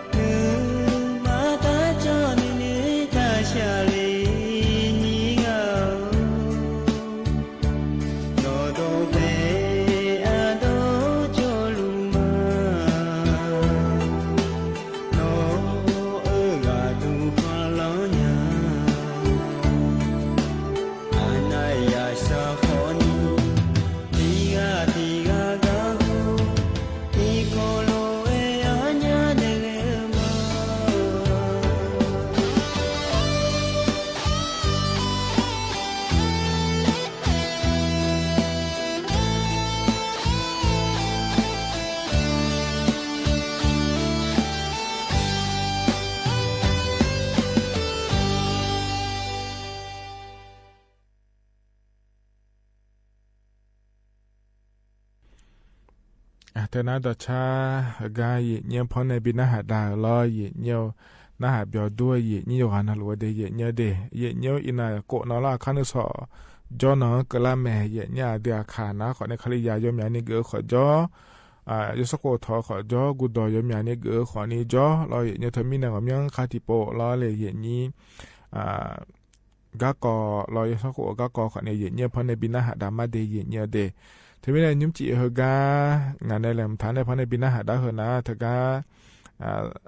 สลาในเงี้ยอันถ่ายรอเยี่ยเนียวเดียขาลกูดอเดอเราสักว่าเยอะๆยาก็ดุงที่โคละคือแล้วเราสลาในเงี้ยอันถ่ายกาพันในบินหาดามาเดียขาคลียาเดอขอเนี่ยยินนี่กูดอเดอโฮโลยางอ่ะล้อยังสักว่าทอเดอขอเนี่ยยินนี่กูดอเดอโฮโลยางอ่ะล้อแล้วยาฉีดยาพายล้อเยี่ยเนียวเฮกาเฮกอสลาในเงี้ยอันถ่ายกาที่ขอรู้ว่านะฮะดามาเยี่ยเนียวอย่างนี้有个哟，还个有东北到做铺呢，都他妈了，一那样了去，还有个，俺嘛会那么里那块，叫到那那会烧烤，了去，ตำบลแม่ยาวจีฮัมเมอร์ละคุยละจอตำบลแม่ยาวหมู่3และเอปิละมาคนนำดีน่ะละแต่ไม่ได้ยุ่งเขาก็ยังเออตกขอคืออะไรเงี้ยน่ะคนเนี้ยมันมาตัวแต่ก็ชิมันจอนี่รวยอ่ะมาจอก็ตัวแต่กับพวกเนี่ยยอดต่อจิตต่อยินต่อตัวเสือจีก็อุ่นละแหละวัฒนธรรมประเพณีก็ตัวอย่างตัวยูเดียวยูจอดีเลยตัวจิตต่อยินต่อหลังอะไรตัวชอบกูมาละงั้นสมัยนั้นก็อะไรอุ่นแม่กูเดียวละยุ่งจอลูกคนนำเลี้ยงจอเนี่ยมีการอุ่นลูมาละกูตัวอย่างปัจจัยละคอยหมู่3แล้วผมอยากกูบอกมีเนี่ยคนนำเลี้ยงจอแล้ว3ก็ขาแล้วกูก็จอเนี่ยหมู่เตะก็หอลูเตะละจะไม่ยุ่งต้องเป็นเนี่ยวัฒนธรรมประเพณีแล้วเจียนางสิญญาหรือเจียนาจอกกามาละที่ต้องเป็นอะไรที่ขาเด็กขาเลี้ยงนะก็กูสึกมีมือแล้วต้องเป็นแม่ละทุกคนเนี่ยตาเลี้ยงเนี่ยกูสึกมีแล้วทุกคนเนี่ยตาเลี้ยงเนี่ยกูตัวอย่างนั้นตัวกูจึงไปปล่อยงานแล้วนะคนเนี่ยภาษากาและอุลิลาละภาษากาและทุกงานนะก็จึงอุลิงานนะกูสึกมีมือกับคนเนี่ยตาเลี้ยงละละภาษากาและทุกงานนะสมัยสู้ยสิแล้วเยซูอย่างนั้นเดลิวมังเงอละสมัยเยซูอย่างนั้นเดลิวมังเงอยสิแล้วอุเดล่าบ่เห็นอุลิกาละละภาษากาต้องเปล่าละกูสึกมีมือละแต่ไม่แน่นี่ก็จะก่อนหน้าคนเนี่ยภาษากาและรู้ว่าหน้าคนเนี่ยชุนตาอะไรชุนตาและหน้าคนเนี่ยชุนตาบ่อยและคือดอกของงานหน้าของกูตัวอย่างนั้นดอกอุจงเปียวแม่ละชุนตาและหน้าคนเนี่ยจึงปล่อยงานหน้าคนเนี่ยสมัยเยซูอามาลีและคู่เธอมุขิตาชุดดาลีบ่อยและปีละละจึงไม่ได้ดอกทางงานหน้าเดี๋ยวข้างหน้าคนเนี่ยยักขวดผือและทางนั้นเนี่ยหรอภาษาการเนี่ยตาลีคือหรอก็เนี่ยที่เขารู้จุกขาตาลีละหรอจึงไม่ได้ยักขวดผือและเขาก็คือหลีงานหน้าก็เดี๋ยวข้างหน้างานสัญญาไว้จิตตัวจ่อมาหรอมาชาเดี๋ยวเขาฐานะหรอชาดงหน้าคนเนี่ยหน้าหาเงินเนี่ยที่เขารู้อันนี้อยู่เนี่ยละบีอันเนี่ยละและเมียตัวชอบผูกอยู่ดิหรอทำไมเนี่ยยักขวดผือและงานหน้าคนเนี่ยที่ขาหน้าตัวขาเหลวหน้างานในสีเงาล้วนตัวขาหน้าก็ยังมีบ่อยแล้วปีละยิ่งปุ่นแล้วยังมีบ่มีค่าสักค่าเกลียวแล้วหรอมีค่าสักค่าเกลียวก็ผิวแล้วหรอที่ขาทั้งในบ้านเนี่ยตัวขาเหลวที่ขาตัวตาหน้าแล้วยักขวดผิวแล้วนั่นหรอหน้าตายเนี่ยที่กูตัวแล้วหน้าคนเนี่ยอุศวันเนี่ยล้วนอามาเรียส่งตาบ่อยอามาเรียสมัยเยซูอามาตัวมุขตาชิดาลีบ่อยแล้วมีเด็กงามันน่าละคนเนี่ยละเชื่อจิปัจจุบันแล้วนะคนเนี่ยหิ้งเลยบ้าที่เขาอาคาชามาบิบินี่อะไรเด็ดดาวจดดาวดวงจะมีรูปหัวเท้าของงูที่เขาอาคาชามาบิบินี่ยุนดาลีของงูเลยละชุดโจเลยกูตัวอย่างนั้นมีนี่ละชุดโจวัวชาลัวเสียเลยนะคนนี้ละน่าสงกรที่ก่อนเลยนะคนเนี่ยคริสต์มาสและสัสดีคืองานนั้นว่าจริงงานนั้นคนเนี่ยที่เขาขนาดคนเนี่ยหูท้องเขาท้องเผาและทางนั้นเนี่ยอะไร กูทุกข์ต้องเผาแล้วถึงงั้นนะคนเนี่ยดีฮะกูโดยลองดูแม่ดีฮะศาสนาคริสต์แล้วดูนะคนเนี่ยคริสต์มาสแล้วกูอยู่ในช่องนั้นหรอคริสต์มาสคือหน้าหูสีหูเอวหูสีพาเลี้ยวพาดูเลี้ยวเขาต้องเผาหรอแล้วปีเลี้ยวก็กองปีแม่หรอถึงแม้ในคริสต์มาสแล้วคือดีฮะศาสนาดูนะกูโดยลองแม่ดีฮะคลียาแม่หรอสัมภาระสูและคู่เธอวันนั้นสิ่งอย่างนั้นหรอสัมภาระสูจะนั่งเดี๋ยวก็หาบ่อยแล้วปีงั้นที่มากูโดยลองเขาดีฮะคลียาดูนะหรอถึงแม้ในhôm nay anh mà nếu mà đuổi nhiều rồi các thằng chơi luôn nè, yang này ya cho nè, các cô cô nhỉ cô xong cô ya uổng cô, alo, ở trong bác này sao cái này cứ là ở trong khó được, mà sao được na khó, ai nhỉ, mình nung sala sama,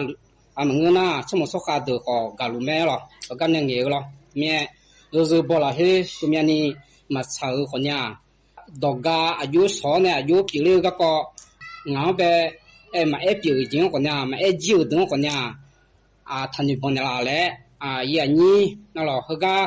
ngày này yang nghèo này ya gặp cưới đứng rồi nó luôn alo đồ chụp phun này sao sao mà alo ủy ban thành là lẽ không có sao sao mà mía alo dù lúc phát ra là của nhà sao sai rồi alo mà sai gì mà nó hành đi yêu sai gì thì nó có yêu cái này là này nó hảo này mà sai gì nó có chỉ là thằng phụ nữ na nhiều rồi thằng phụ nữ na còn nhà hay khu là các cô từ mà chia xí lại có mà chia rồi chỉ tẻ rồi mà chia lại từ nhà ni na hay khu là đi đá xí lại còn nhà ya thằng phụ này nhiều này thằng phụ từ chỉ có loại đồ cho số này chỉ có loại dùng đại lý ma lại hay nhà ni đồ sa sa ma rồi gần ma nhiều gì เธอนะขอนี่ยศขอล้อเยเนี่ยเดียคากูดอเดอล้อโยยากระดูงอะไรแล้วทลานึงอันถากับพะเนบินาหาดามาเดเยเนี่ยเดเฮกันเนี่ยนะตชาติบิมแล้วพะนาหาดามาเยเนี่ยอโดลีในชาตชาล้อเยเนี่ยมุชวนว่าชาเกิดตชาเดที่ขอร้อยนะหาเบียดามา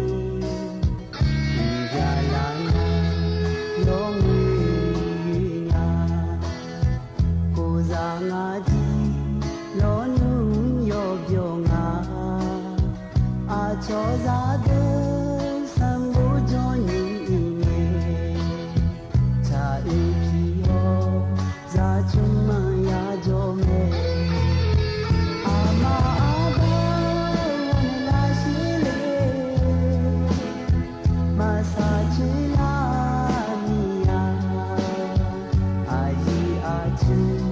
de ji bela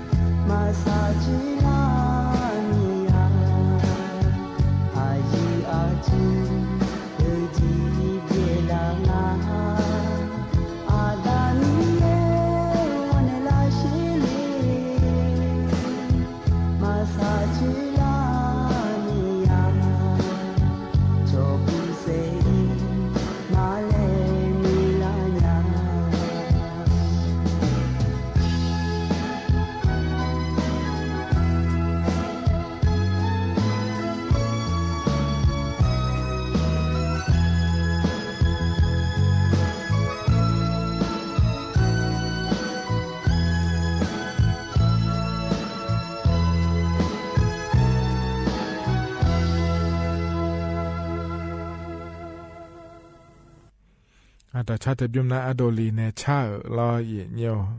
มุชวนนุมชักเกิดตาชาเมเดนะหาเบียวดุโยหานาลัวเยเนียวเฮกันเนนะอายามคาเจลาเฮลอเยเนียวอานิมจินาเยชากะพอในบินาหาดางมาเดอายุบุออในชางาเยเนียลอหึมพอบินาหาดาเนอายามเยนะก็อิมาเดยอนาลัวอุจิยุมเฮเยเนียวอาคันนึงสอก็ดูอาหัวผลเนถอนจนในจอนเจงไงที่ขอลัวแล้วพอถอนจุลมาเดก็อิมาเดอุดุธรรมะ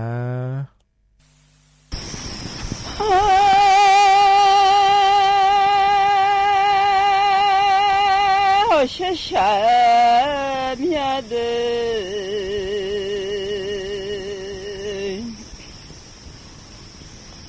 我们下面那普来了马河，那么来了马西来老娘。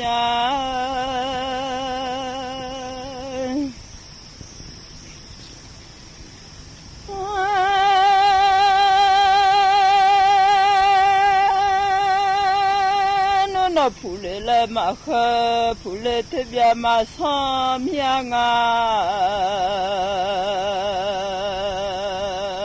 普来也好的，也马上呀了，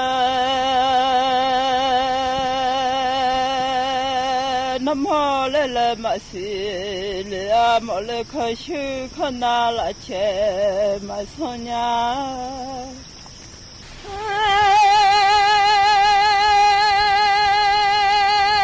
那普来了马河，普来了好的边马上呀了，那么来了马西啊，来么来可修可拿，那钱马上呀了。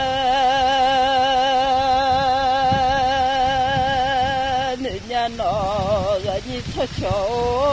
啊，有啊你都来，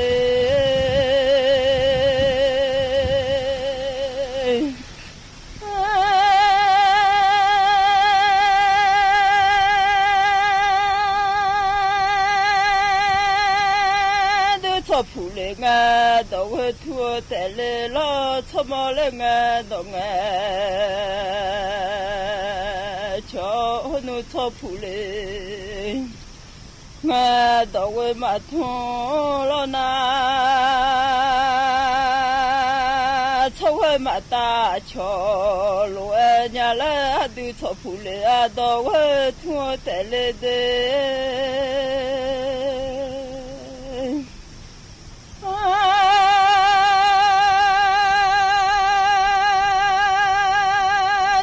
普来啊，你呀马老啊，让你上去马大，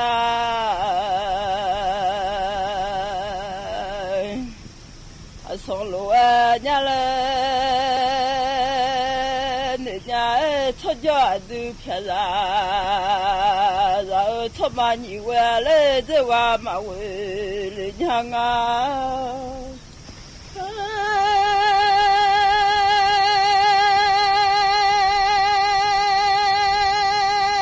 你出家了都听到，然后那普来了马河娘了，那么来了马西，娘了，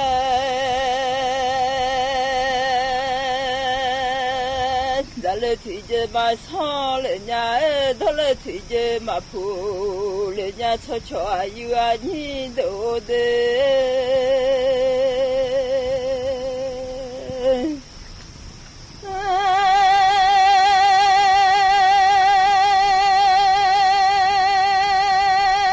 侬跑快了呀，马上伢来，咱来跑去要了。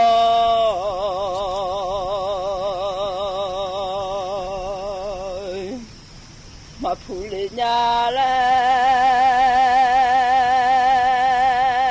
人家闹些下面，你妈老会我下了伢。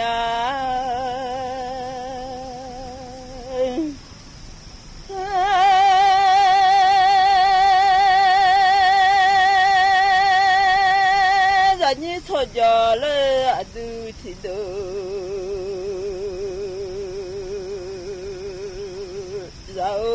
ba mu hai nya ma de nya la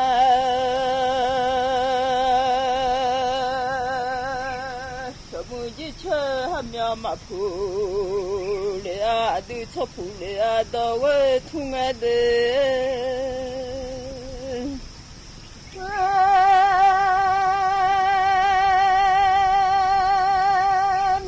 普米嘛，为路嘛破嘞，米人嘛普米嘛，为路破嘞咯什么了为嘛嘛哟，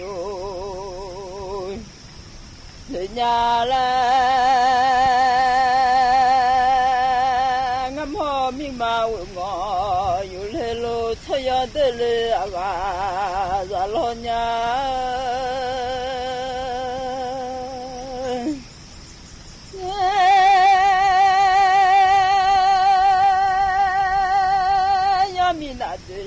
嘛，错呀啦的嘞，啊个伢嘞，错呀的嘞，错错开，嘛嘞伢嘞，也要米那的嘞啊，莫让伢学下。สถานีวิทยุกระจายเสียงแห่งประเทศไทยและเครือข่ายทั่วประเทศเสนอข่าวต้นชั่วโมงรู้เร็วรู้จริงเกาะติดทุกสถานการณ์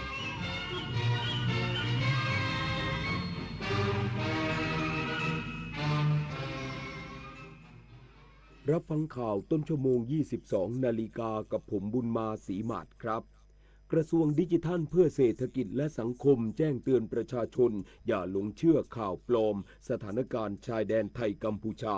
อีกสักครู่กลับมาติดตามรายละเอียดครับตอนนี้ปัญหาบุหรี่ไฟฟ้าเข้าถึงง่ายมากและมีรูปแบบที่ดึงดูดใจเด็กๆโดยเฉพาะสารเสพติดเป็นภัยต่อชีวิตบุหรี่ไฟฟ้ามีสารพิษอันตรายต่อสมองที่กำลังพัฒนาของเด็กและเยาวชนอนาคตประเทศชาติจะพัฒนาอย่างมีคุณภาพร่วมปกป้องเด็กและเยาวชนจากบุหรี่ไฟฟ้าคนไทยไม่เอาบุหรี่ไฟฟ้าคนไทยไม่เอาบุหรี่ไฟฟ้าคนไทยไม่เอาบุหรี่ไฟฟ้ารู้ไหมว่าโรคพิษสุนัขบ้าติดต่อสู่คนได้และหากแสดงอาการแล้วไม่มีโอกาสรอดถูกสุนัขหรือแมวกัดข่วนหรือแม้แต่เลียบาดแผลอย่ารอช้ารีบล้างแผลด้วยน้ำและสบู่ให้สะอาดแล้วไปพบแพทย์ทันทีเพื่อรับวัคซีนป้องกันจำไว้วัคซีนช่วยชีวิตได้โรคพิษสุนัขบ้าป้องกันได้ถ้ารู้ทันและไม่ประมาทอย่าชะล่าใจถูกกัดถูกข่วนถูกเลียบาดแผลรีบฉีดวัคซีนทันทีคนไทยรักสุขภาพฟังทางนี้ขอเชิญร่วมออกกำลังกายสร้างสังคมสุขภาพดีกับโครงการแสงดำใจไทยทั้งชาติเดินวิ่งปั่นป้องกันอัมพาตครั้งที่ 11 เฉลิมพระเกียรติด้วยแนวคิดใหม่ออกกำลังกายเป็นนิสัยห่างไกลสโตรก No Stop No Stroke สมัครได้แล้ววันนี้ที่ wrb11.thai.run ถึง 31 สิงหาคม 2568 มาร่วมกันทำให้การออกกำลังกายเป็นส่วนหนึ่งในชีวิตประจำวันแล้วมาเดินวิ่งปั่นพร้อมกันทั่วประเทศ 2 พฤศจิกายนนี้เวทีสำคัญที่ผู้บริหารระดับสูงขององค์กรสื่อชั้นนำจากนานาประเทศในภูมิภาคเอเชียแปซิฟิกที่เป็นสมาชิก AIBD จะประชุมใหญ่สมัยสามัญประจำปีครั้งที่ 23 ภายใต้แนวคิด Media for People Peace and Prosperity เพื่อร่วมกันแลกเปลี่ยนมุมมองในการขับเคลื่อนนโยบายและการรับมือกับความท้าทายของสื่อระหว่างวันที่ 19 ถึง 21 สิงหาคมนี้ที่จังหวัดภูเก็ตกระทรวงดิจิทัลเพื่อเศรษฐกิจและสังคมแจ้งเตือนประชาชนอย่าหลงเชื่อข่าวปลอมสร้างความตื่นตระหนกเหตุการณ์ความไม่สงบชายแดนไทยกัมพูชานายเวทังพ่วงทรัพย์เลขาธิการคณะกรรมการดิจิทัลเพื่อเศรษฐกิจและสังคมแห่งชาติโฆษกกระทรวงดิจิทัลเพื่อเศรษฐกิจและสังคมหรือ DE กล่าวว่าศูนย์ต่อต้านข่าวปลอมได้รับรายงานข่าวปลอมรอบสัปดาห์โดยได้ดำเนินการตรวจสอบกับหน่วยงานที่เกี่ยวข้อง92เรื่องส่วนใหญ่เป็นข่าวปลอมเรื่องนโยบายรัฐบาลและเป็นข่าวเกี่ยวกับความมั่นคงระหว่างประเทศไทยและกัมพูชาเกือบทั้งหมดโดยเรื่องที่มีการส่งมากที่สุดคือทหารเขมรมากกว่า 40,000 คนรวมตัวกันที่ช่องอันมะรองลงมากองทัพไทยเตรียมเปิดการโจมตีกัมพูชาในคืนวันที่13และเช้าวันที่14สิงหาคมเรื่องสถานการณ์ชายแดนไทยกัมพูชากลับมาตรึงเครียดอีกครั้งขอให้อพยพออกจากพื้นที่ ทางนี้ได้ประสานงานไปยังกองทัพภาคที่2กองทัพบกเพื่อตรวจสอบพบว่าเป็นข้อมูลเท็จจึงขอชี้แจงว่าบริเวณพื้นที่ช่องอันมะสถานการณ์ปกติทั้งนี้จากการลงพื้นที่ตรวจสอบตามภารกิจติดตามความมั่นคงชายแดนและได้ตรวจสอบกับหน่วยงานที่เกี่ยวข้องแล้วทุกอย่างเรียบร้อยไม่มีเหตุการณ์ผิดปกติไม่มีการสั่งอพยพหรือปิดโรงเรียนในพื้นที่กองทัพบกยืนยันปฏิบัติตามข้อตกลงหยุดยิงและที่ประชุม GBC อย่างเคร่งครัดและขอให้ประชาชนรับข้อมูลจากแหล่งที่เชื่อถือได้เพื่อป้องกันการหลงเชื่อข่าวปลอมที่บิดเบือนจากข้อเท็จจริงชวิสาปทุมมารายงานรัฐมนตรีว่าการกระทรวงเกษตรและสหกรณ์มอบปัจจัยการผลิตให้เกษตรกรผู้ประสบภัยพัฒนาอาชีพเกษตรหลังน้ำท่วมผ่าน5กิจกรรมสร้างรายได้ลดต้นทุนฟื้นฟูเครื่องจักรขนาดเล็กนายอัธกร ศิริรัตยากรรัฐมนตรีว่าการกระทรวงเกษตรและสหกรณ์เป็นประธานเปิดกิจกรรมส่งมอบปัจจัยการผลิตให้แก่เกษตรกรผู้ประสบภัยพิบัติและการซ่อมแซมและการฟื้นฟูเครื่องจักรกลเกษตรขนาดเล็กหลังน้ำท่วมหน้าที่ว่าการอำเภอจุนจังหวัดพะเยาพร้อมกล่าวว่ากรมวิชาการเกษตรได้ดำเนินโครงการดังกล่าวเพื่อให้ความช่วยเหลือเกษตรกรที่อยู่ในพื้นที่ประกาศเขตผู้ประสบภัยพิบัติโดยสนับสนุนการผลิตเมล็ดพันธุ์พืชไร่เมล็ดพันธุ์พืชสวนการผลิตก้อนเชื้อเห็ดสนับสนุนชีวพันธุ์กำจัดศัตรูพืชและปัจจัยการผลิตสร้างรายได้ลดรายจ่ายเพื่อบรรเทาความเดือดร้อนแก่เกษตรกรให้สามารถประกอบอาชีพเกษตรได้ต่อเนื่องผ่าน5กิจกรรมได้แก่กิจกรรมสกัดการระบาดของโรคและแมลงศัตรูพืชฉุกเฉินในพื้นที่ประสบอุทกภัยของส้มเขียวหวานและส้มโอส่งมอบชีวพันธุ์ไตรโคเดอร์มาบาซิลัสซับทิลิสให้กับผู้ประสบอุทกภัยในพื้นที่จังหวัดเชียงรายและจังหวัดแพร่สนับสนุนการผลิตเมล็ดพันธุ์พืชไร่และพืชสวนในพื้นที่จังหวัดภาคเหนือตอนบน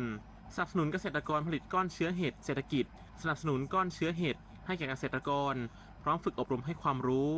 สนับสนุนปัจจัยการผลิตส่งมอบชีวพันธุ์เพื่อป้องกันโรคทางดินที่มีสาเหตุจากเชื้อราป้องกันโรครากเน่าโคนเน่าและโรคเหี่ยวและกิจกรรมการซ่อมแซมและฟื้นฟูเครื่องจักรกลเกษตรขนาดเล็กหลังน้ำท่วมชวนันท์มาลีรายงานปิดท้ายที่การจัดงานโอท็อปศิลปาชีพประทีปไทย 2025 ตลอดสัปดาห์สร้างรายได้กว่า580 ล้านบาทเชิญชวนประชาชนร่วมเที่ยวงานวันสุดท้ายที่ Impact เมืองทองธานีนางสาวธีรรัตน์สำเร็จวานิชรัฐมนตรีช่วยว่าการกระทรวงมหาดไทยเปิดเผยว่าตลอด7วันของการจัดงานโอท็อปศิลปาชีพประทีปไทย 2025 ณ อาคาร Challenger 1-3 ศูนย์แสดงสินค้าและการประชุม Impact เมืองทองธานี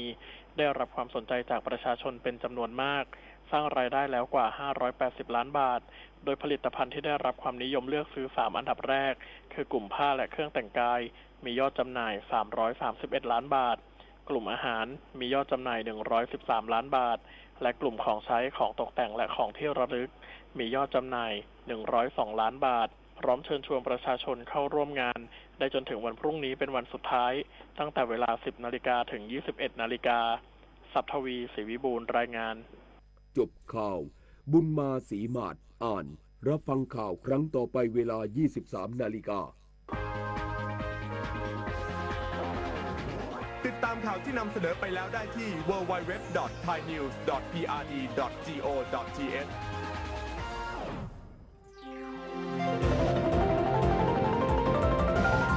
วิทยุแห่งประเทศไทย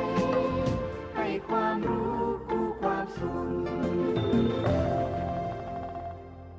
ถนนสายนี้มีเสียงดนตรีขับกล่อมปลอบขวัญเป็นเส้นเสียงของความสัมพันธ์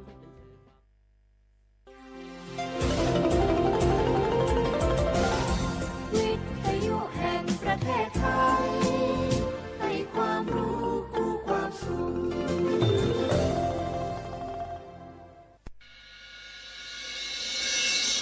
สถานีวิทยุกระจายเสียงแห่งประเทศไทยจังหวัดเชียงใหม่ AM 1476 กิโลเฮิรตซ์สถานีวิทยุภาคภาษาชาติพันธุ์แห่งเดียวในประเทศไทยที่มีความทันสมัยเชื่อถือได้สร้างอัตลักษณ์กลุ่มชาติพันธุ์สู่สากล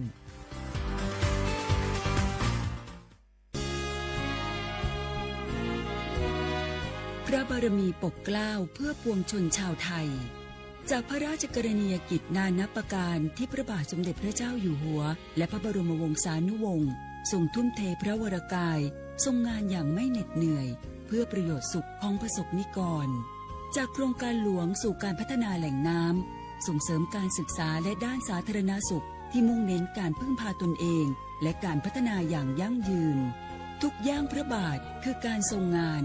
ทุกพระราชดำริคือพลังแห่งการพัฒนาเพราะประชาชนคือหัวใจของแผ่นดินร่วมเสริมสร้างความรักในสถาบันหลักของชาติโดยสำนักงานประชาสัมพันธ์ที่ 3 กรมประชาสัมพันธ์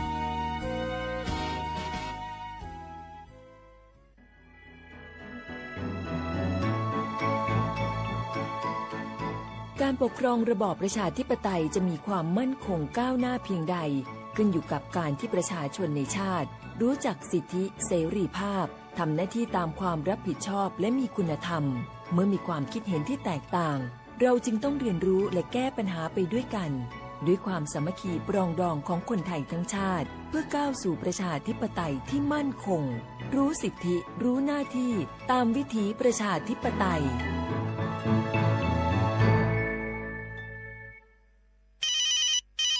ฮัลโหล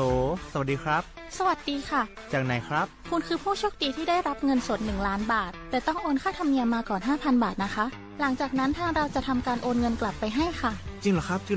งั้นเดี๋ยวผมโอนค่าธรรมเนียมไปให้นะครับขอเลขบัญชีด้วยครับได้ค่ะคุณโชคดีมากนะคะรีบโอนค่าธรรมเนียมมาก่อนได้เลยค่ะหยุดก่อนนายจะเชื่อจริงๆหรอนี่มันหลอกกันชัดเลยฮะจริงเหรอหลอกยังไงอะนั่นสิเธอลองคิดดูสิว่าเราจะได้รับเงินล้านจากอะไรล่ะในเมื่อไม่ได้ไปเสี่ยงโชคหรือลุ้นรางวัลอะไรเลยจำไว้ไม่มีใครให้เงินเราฟรีๆโดยที่เราไม่รู้ตัวหรอกนะแถมยังให้โอนค่าธรรมเนียมไปให้ก่อนอีก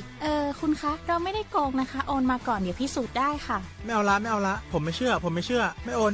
ไม่คุยด้วยละกลโกงมีทุกที่จำให้ขึ้นใจอย่าเชื่ออย่าคุยอย่าโลภอย่าโอนด้วยความปรารถนาดีจากสำนักงานประชาสัมพันธ์ที่ 3 กรมประชาสัมพันธ์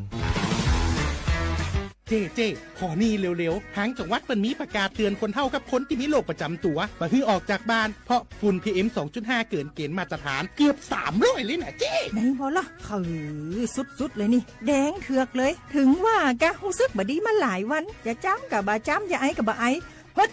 โอ้ให้มาจามาไออย่างนี้นี่แล้วก็นั่นสาวๆยังบ่ใส่หน้ากากนี่ฝุ่นนักเนอช่วงนี้นะเฮ้ยแก่นควันนะแก้วพอแล้วกันนะฝุ่นควันเต็มบ้านเต็มเมืองนักขนาดช่วงนี้แต่เปิ้นบอกว่าบางเตือกับปัจจัยคนไทยเผานะแต่อาจจะเป็นฝุ่นข้ามแดนควันไฟจากประเทศเพื่อนบ้านเขาไม่ได้มีมาตรการเหมือนบ้านเฮานะแกเอาอีบ่ปากันย้ายแผ่นดินไปไกลๆจากประเทศมูนี่นี่เนี่ยได้อย่างอันก็ดีกะแก้วคณะตีรัฐบาลกำลังหามาตรการกับประเทศเพื่อนบ้านหมู่เฮาก็ต้องมีมาตรการในการป้องกันตัวเก่าคือปฏิบัติตามคำแนะนำของแพทย์เปิ้นว่าให้หลีกเลี่ยงการทำกิจกรรมนอกบ้านให้อยู่แต่ในบ้านที่ปิดประตูหน้าต่างให้มิดชิดหรือสวมใส่หน้ากากกันฝุ่นอันอย่างประมาณนี้ก็จะช่วยได้ในระดับหนึ่งนะถ้าจะอันวันนี้เขาแยกย้ายกันก่อนบ่ไปอู้กันในไลน์เอาอากาศดีๆก้อยมาเมากันใหม่แต่ไอ้แก้วปิดบ้านไผ่แม่นนั้นเตรียมให้พร้อมซ้อมให้ดีรู้วิธีป้องกันภัยปรารถนาดีจากสำนักงานประชาสัมพันธ์ที่ 3 กรมประชาสัมพันธ์ค่ะ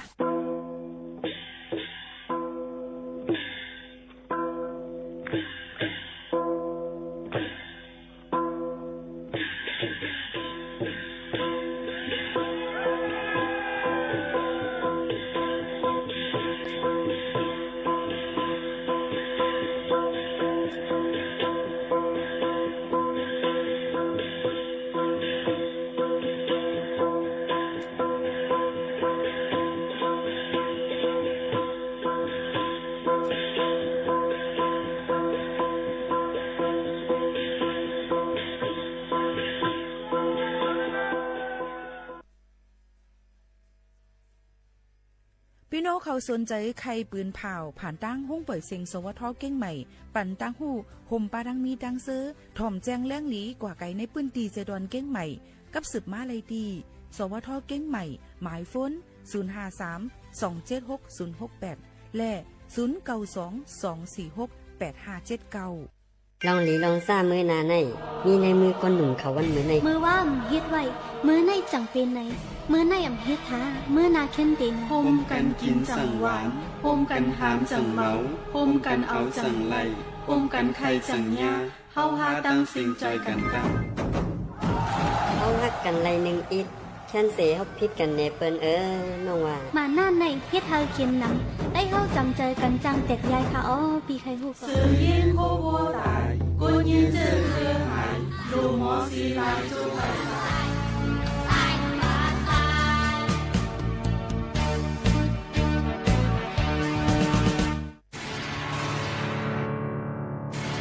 ตรงวง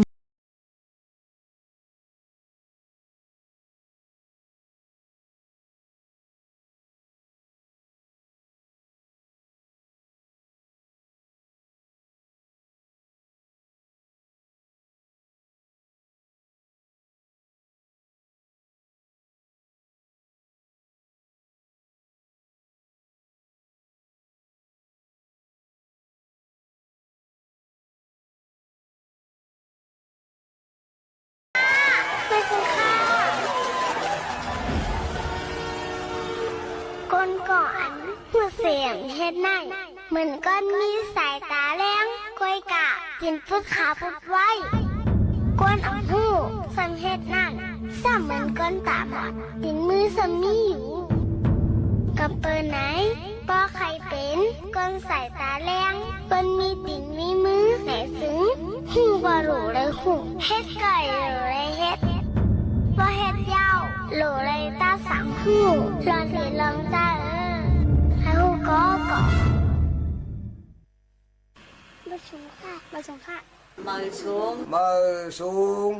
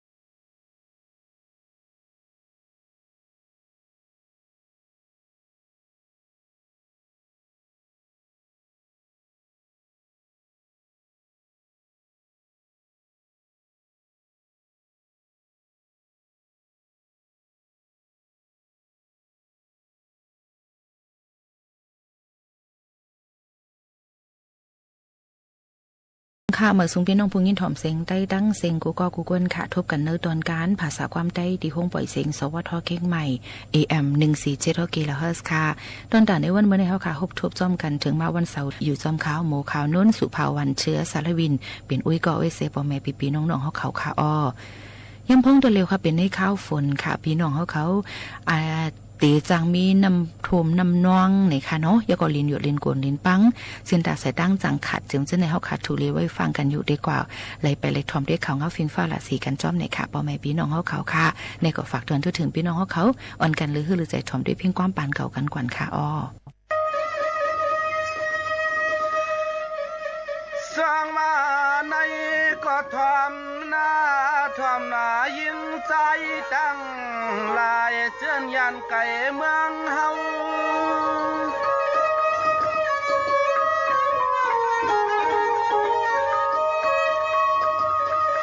เสื้อนมาเฮ็ดการมากินมาเช้าที่เมืองเปื้อนหึงไว้ต่อไปถึงตีเปียตีเสือเจอใน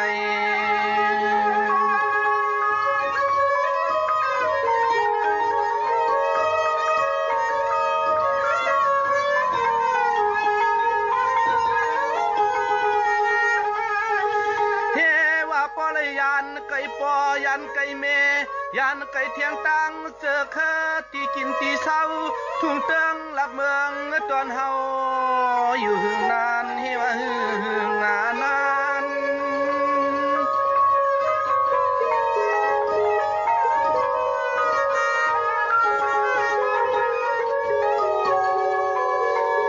ด้วยโลปีไหลเลือนไหลวันไหลก็เฮ็ดการในตึกเมืองอยู่เก่าควันเท่าจื้อก็ไปไล่มังปอกหวนจื้อปีแก่นขึ้นแก่นไข่ป้อวนจอมลองเงินในมันไปถึงตีเอ็นอ่าง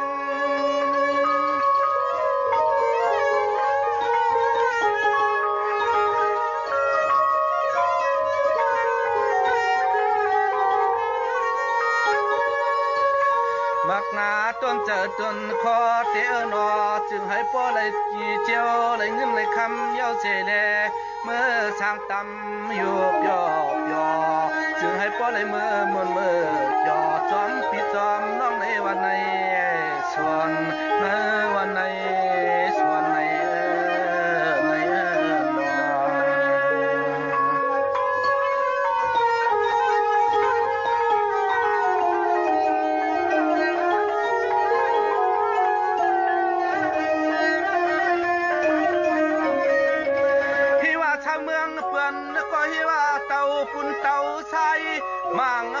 มังก้อนมังเลี้ยนมังไหล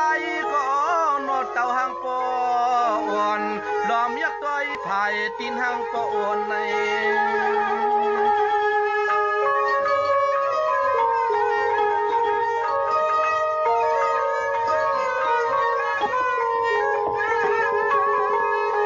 มังจะเชิญเธอในมาสร้างในตีส่วนตีให้ตีส่วนตีหน้าเปิ้นในก็โอ้ยนอปอเลยเฮ็ดลูกเลี้ยงลูกล้อเปิ้นใจคอเลยจำก็ตื่นอำหักเลยเที่ยงขึ้น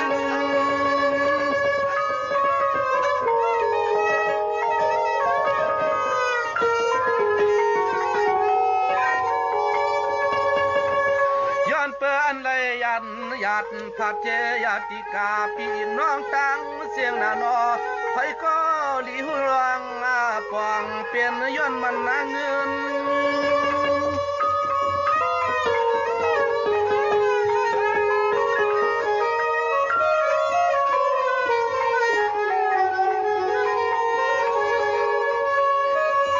เทว่าขึ้นหน้าปองเมื่อวันไหนก็หลอมว่าเคยตีไหนเกทวงตีอันมุงวังไทยเมื่อตั้งพวกเตไหนก็ยังไปหือซ้ำปอลียังไปเสื่องซ้ำปอลีในว่า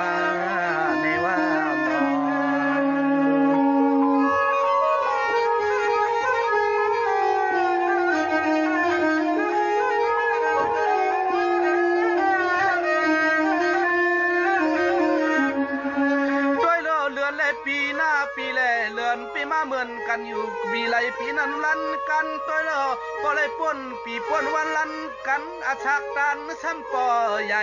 ปอขามากว่าหลายปีใน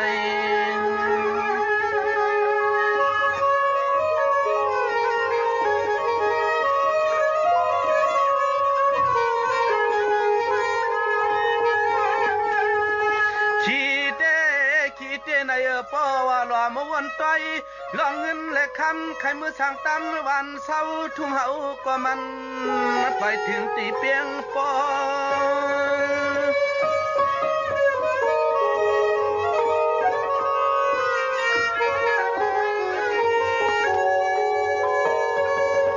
เจอตีนอปอตีวนกว่าจึงในมังปอก็เหมือนหังอำชานาใจอำเกี่ยวเลยอำมนนานอในตนเจอตนคนล้อมยักษ์ต้อยนาผ้านาเมืองวันจึงหังปอว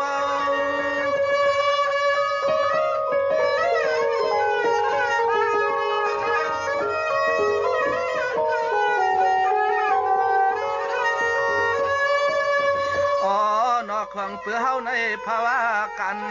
ภาวะปั่นในย่านวันเมืองทุ่งเตืองเลยเกิดอยู่มังจะเจอช้ำปอมือมาได้ติดเปลี่ยนเมามาเพียวข่าวเมืองในปอเลยเปลี่ยนกูเปลี่ยนเจ้าลุงเปื่อนในก็ปอนำเปลี่ยนแทงต่างกูเปลี่ยนลุงเปื่อนในก็หันไม่มานำเจ้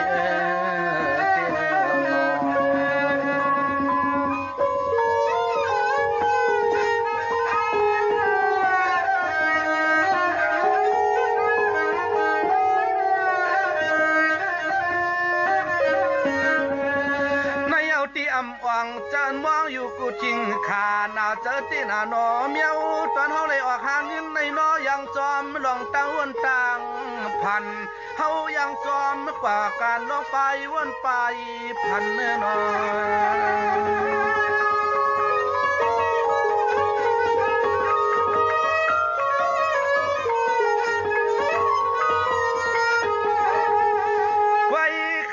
ตีใจขันเตจึงให้ปลยานปนตังขาลิบขยิบขยอบเปิ้นไอเตเฮาก็เหลือเลยมีตีกินตีเช้าควรตังโยวันตัง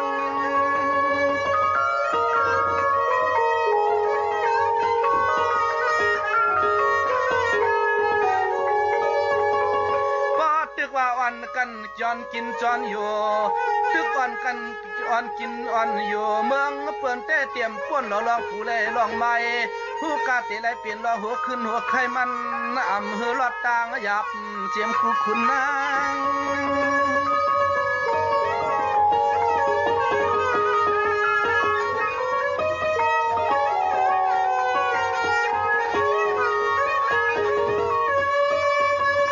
อันนาตอนเฮาเลยโหลดเต้โหลเลยมีไว้อันเจียมตีลินตีวางให้ปลองนักการนางานสัมปเลยยันปดตังลูกเลี้ยงลูกรอใจเขียวเลยยามอยู่มันนายาจองตีเลยถึงตีเสือสาเมื่อนาวันตาเมื่อนาวันตาปา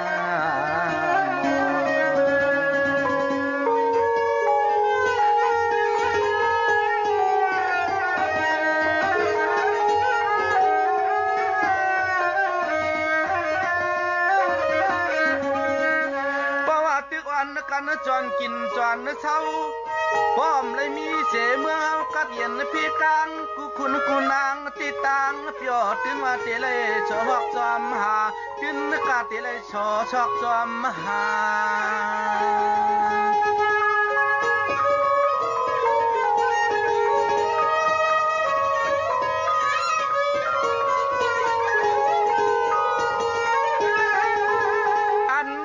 เจียมันหน้าปาไนน้องยิงน้องใจขาเตยอนมันลัดให้เป็นตีมาตวงกว่าเอาขอความใจ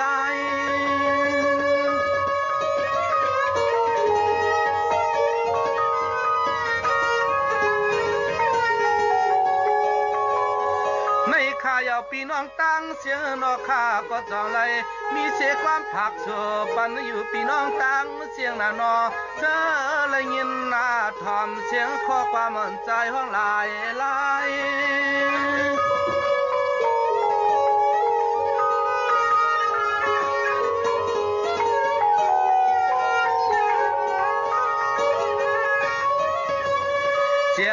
กูคิงกูนายเกี่ยวยิงกูใจเจินในทุกเจ้าทุกคอขอนอกไว้กาใจขอติเลยย้อนให้พอเลยกังผาดตายันลองตังทุกตังทานยันลองตังทุกตังทานขนา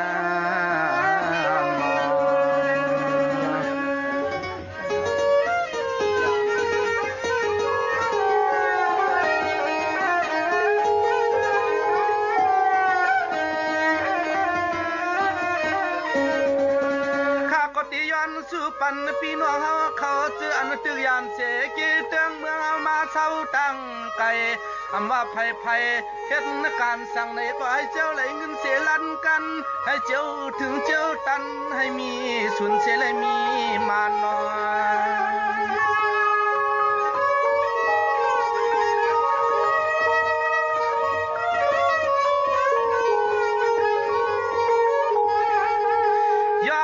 เจียมกูยื้อกูใจกูคิงกูนายสัมปอไหลยันปนอันลองตั้งคาลิบคาลอบใจช่อเล็กยามนั่นจึงให้ยังอย่าไปให้ขึ้นทบ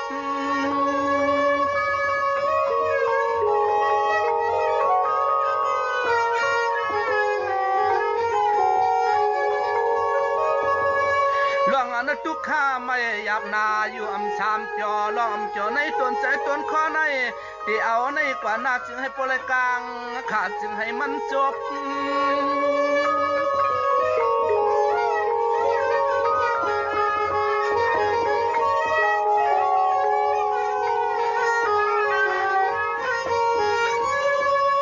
ย้อนให้อันกูที่กูตั้งกูคุณกูนั่งเลยยินเลยพังขอความในทบลองตังย่อชายา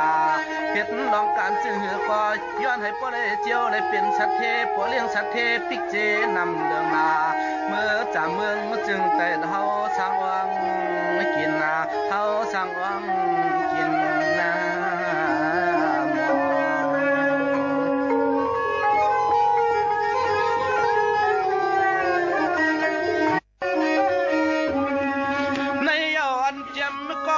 ก็ยิบกอดขนอเสียมันใจใหญ่ขึ้นเฮ็ดการสั่งอย่าปีให้มีเศษต่างผ่านหน้าต่างกดมาเก่าเสื้ออันกึ่งตานเปลี่ยนป้าเปลี่ยนลุงเฮาก็ให้พ่อในมือเช่าที่เมืองจึงไตเปียบยอจึงให้พ่อในมือขึ้นจองเจ้าชาต่อยิบปันเตือชินนา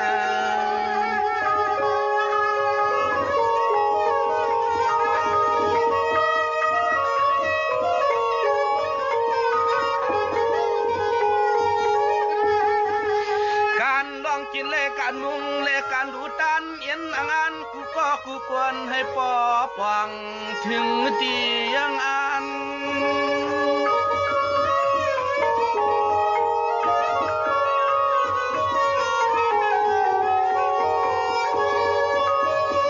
ให้เมื่อนั่งจะเจอมังกูเยื่องอำเปืองลอยเขาก็จองไหลมีข้อความจอยปล่อยจอยสู่มังกลาจึงให้ปอหอดเมื่อกว่าถึงตีมักคัน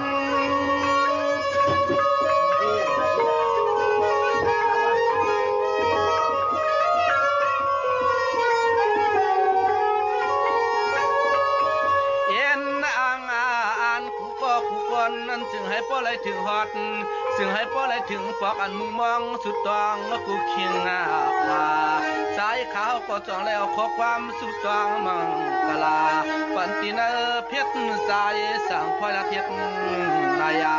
อันที่เฮาเลยมาหูจักมวนเจอยอเอาข้อความมาผักต่อจึงให้ปอไหลหูเลี้ยงเจอ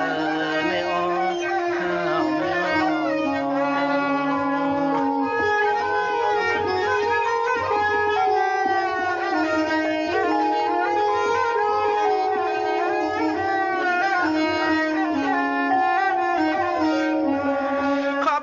ที่ข้ามือในเสียมันป่าโมเขาก่อนกันยุ่มโขเธอจะปันเฮียงเสียงตายเอาเจอเท่าตีนเกียงมาตั้งเลยมาตั้งพวกเตเป็นมุกซุ่มก็นอน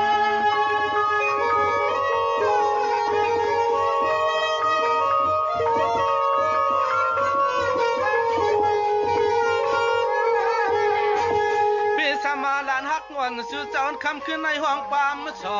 ลัดนึกว่าเกี่ยวจอเสียแล้วอำเลยมีข้อความมังข้อผิดลองตั้งอำท่านปมอในก็สู่เจ้าคักพังปล่อยปันขาดใจในเสกม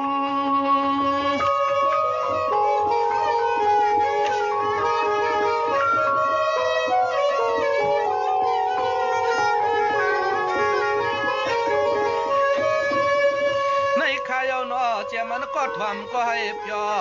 ก็ห้องสอก็ให้สาก็ทวมกว่าเจมกูขุนกูนางให้ป้อเลยมีรองเงินเลยคำรถกาเลยตังภายอันเตียงตั้งคำ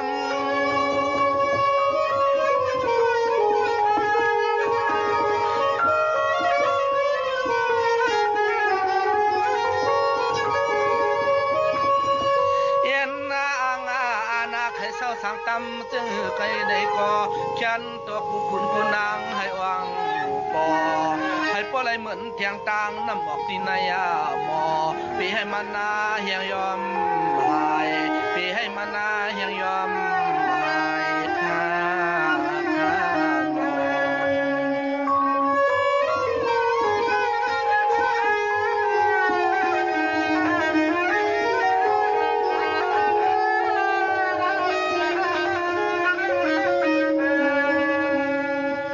สุงค้า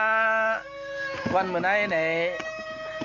พี่น้องเขาย้อนความมาในกุศลกุร้องในขัดใจก็เลยขัดใจเสียงกว่าสังสารมีที่พิษเปลืองมีที่เฮืองเกิงเรื่องเจิงกว่าอันไหนคออะไรในก็วางควางฝันก็เป็นขาเขาใจหนุ่มคือสิกันในผมเจอหาพี่น้องในวันเมื่อไหร่ในก็ตาดีมาห้องความเสลให้ปอเลยเป็นเลยถ่อมเลยงินเสลเจอพี่น้องเขาย้อนมานั่นใน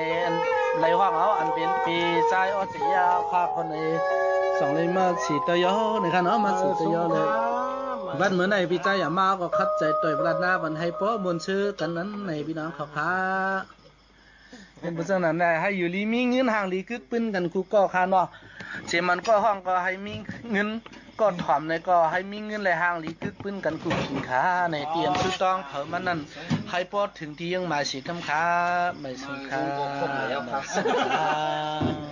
เอาค่ะไล่ลือคือลือใจถ่อมได้เพ่งความปานเก่ากันก็มาถ่อมด้วยปืนหูตั้งหันกันอิดอีในข่าวก็เดมีภายมอสอนในค่ะมอสอนเจษดาเด่นดวงบริพันธ์ในนั่นค่ะเป็นภายป้ายใส่จันจอมจุฬาลงกรณ์จันจอมนั่นขนาดเนาะบอกลาถึงว่าพักหาลองหาอันนั่นในนั่นค่ะอย่าไปกินลิบอันว่านั่นในถึงอันติเตมันไหนมันก็กินอะไรอยู่ก้อยกาอ่ำเจอกูก็เปว่ามันก็เตมีลอกไล่ที่ว่ามันก็กินอ่ำถูกเมียน5เจมเจอหนังไหนและแค่เอาลองปื้นหูตั้งหาในมาฝากปันว่าถูกเลยอ่านด้วยก็ป่องเจอกันดีลีในนั่นค่ะในก็เอามาฝากปันค่ะนะว่าผักกาดลุงในค่ะผักกาดลุงยอก็ถุงงงถุงงอกหน่อมันถั่วยาวค่ะผักขมกินอันรีบไล่ก้อยกาอ่ำเจอกูก็กินไล่มันก็กินอ่ำไล่ว่าเจ้าหนังไหนค่ะก็เปิ้นนั้นแลมันก็มันเตแช่กว่าโพสกาเนื้อออนไลน์เสียเลยมังปอกมาในพี่น้องเขามาอ่านก็กึ่งกลางตกใจว่าเจ้าหนังนั้นค่ะยันเปิ้นนั้นแลผักกาดลุงอันว่านั่นก้นธรรมดาอ่ำเป็นตั้งเป็นโรคกาอีสังนั่นนี่ก็กินไล่อยู่ก้อยกาปอก้นเป็นตั้งเป็นโรคกาไฮโปไทรอยด์ในนั่นค่ะก้นอันเป็นคอปอมเจ้าหนังนั้นค่ะเนาะก็เพราะว่าสารไกลโตรเจนอันว่านั่นมันเด็กกับเฮ็ดให้ฮอร์โมนในต่อมไทรอยด์เขานั่นค่ะแล้วก็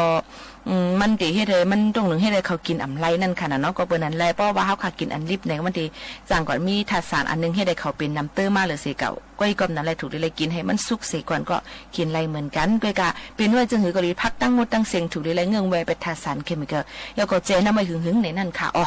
ถ้าถั่วงอกอันว่านั่นเนี่ยค่ะในก็กินอันลิบมันไหลอยู่มันสิมีเคี้ยวอีกนึงค่ะเนาะกำลังบ่ได้ใส่ในข้าวเส้นให้ไหนค่ะกินกับข้าวเสียนน้ำเงี้ยวให้ไหนค่ะนะ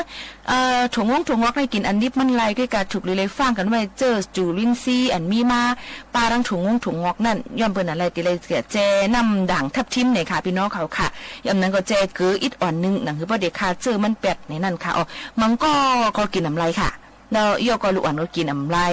อำนั้นก็ก้นอันนั่งยิงจับกล่องจังนั้นก็มันก็กินน้ำไหลพิษกันเหมือนกันเนี่ยค่ะค่ะก็บ่ส่งเกียร์ขนาดถุงงงถุงงอกในเนี่ยค่ะโถยาวค่ะโถยาวในกินลิบไรก็กะยาคามงเมียงมันสำนำหนาอาละก็เปวันนั่นแหละกูมันจุบเข้ากว่าในเนื้อหนังในถูพักยาวถูยาวนั่นเสียแลเฮาขาดถูดีเลยเจนะไม่ดีสุดมัน5 ถึง 15 มันเนี่ยติเฮ็ดหลายๆปอกแล้วก็หักเป็นตอนเสียเอากับเจนนำมันก็ติเอาถัดยาอันคาเยอะคายาคามงคาแมงมันออกกว่า8วันในค่ะหนอไม่ลิบค่ะแล้วก็มันนิ่วค่ะอ๋อหนอไม่ลิบเลยมันนิ่วในอันนี้เปิ้นปันกินอันลิบมันค่ะล่ะนะอย่างนั้นแล้วก็เปิดมันเตมีทาสารไซยาไนด์เนี่ยค่ะอยู่จ้อมหนังสภาวะมันเสถูกลีเลยต้มในน้ำเลือดใหม่ๆคำเหลวหมอก10 นาทีในเตียจอยลดตีจอยลดแบตทัดกล้องมันไหล90%ด้วยกันหนอใน10 นาทีอำไรค่ะตีเลยต้มให้มันจ่ายก่อนป้อมนั้นที่กินหูขึ้นหูไข่หูเมาต้นหักเป็นขี้หัก2 หนกันไหลในนั่นค่ะผักโขมง่ายกินริบไรก็กาก้นอันเป็น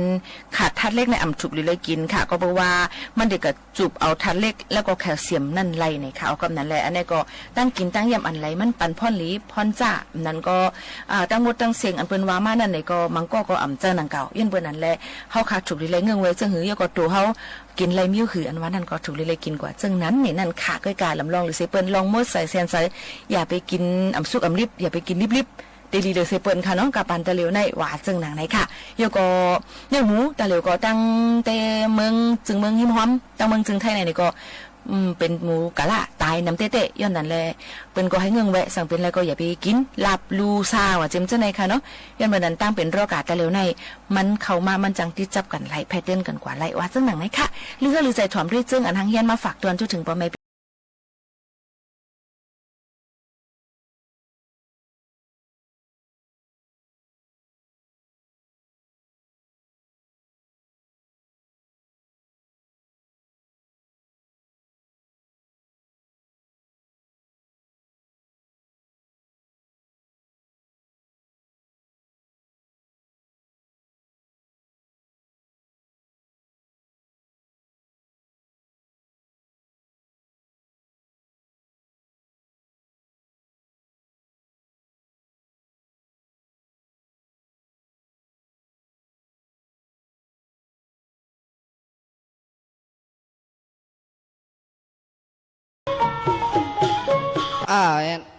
กับปียาวในกวางแล้วนะ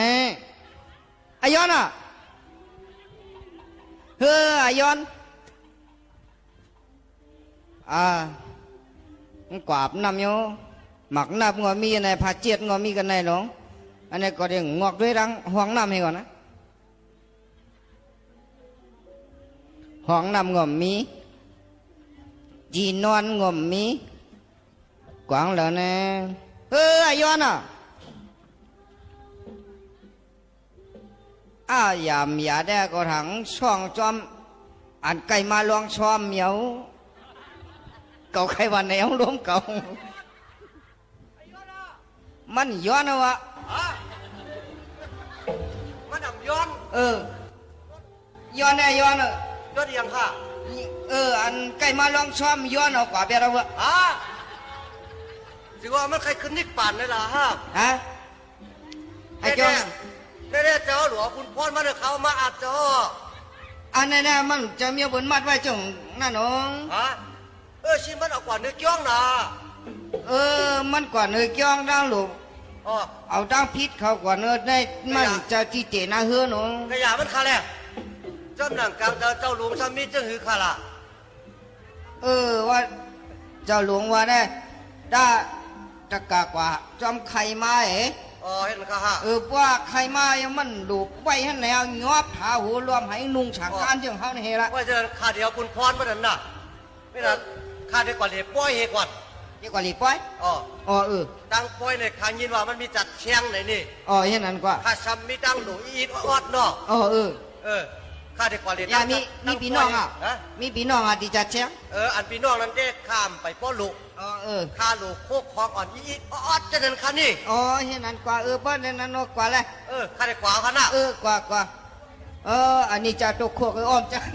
อันนี้จะตุกขาก็ใครวันไหนเขาล้มก่อน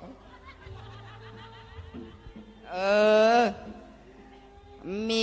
คนจะคนสอยชำคาไลมิงในก็ทางได้ เอามีกว่าเอาเขาเน็ตเลียนกว่ายิ้มโคกกูจะแก้บอกก่อนไตมาเนี่ยมาหุ่นนำมากกว่าอันนี้เขามาลืมถามมาด้วยมั้ยมันกว่าบอกเลยกว่าหุ่นนะเนี่ยมันอยู่กันเลยนะเดี๋ยวเนี่ยมันที่นุ่งหลานนะครับเพราะลืมมันไม่มีหมดเฮ้มีจังไหนเฮ้ไหนเอาลูกขาวไปบ้านใหญ่ๆไอยอนมาเป็นตั้งลูกข้าของบ้านนายเนาะไม่ได้กว่าโอ้หัดก้อนหัดเขย่าเฮ้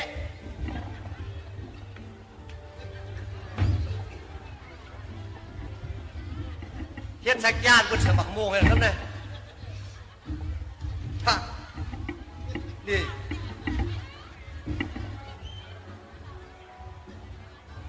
ไอ้ย้อนเนอโอ้ยยกให้หล่ะมาไอ้ย้อนเนาะสักย่านได้ก็ฆ่าหนูนะเยี่ยมผมเลยเฮ้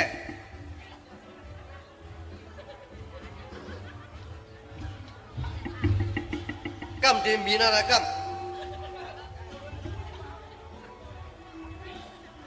ไปจิ้วเฮ็ดสักย่าก่อนเด็กกว่าเมืองนิกป่านกำในเด็กไอยอนเมื่อตั้งเก่าเด็กตีหู้กันกว่าตัวไอยอนเลยก่อน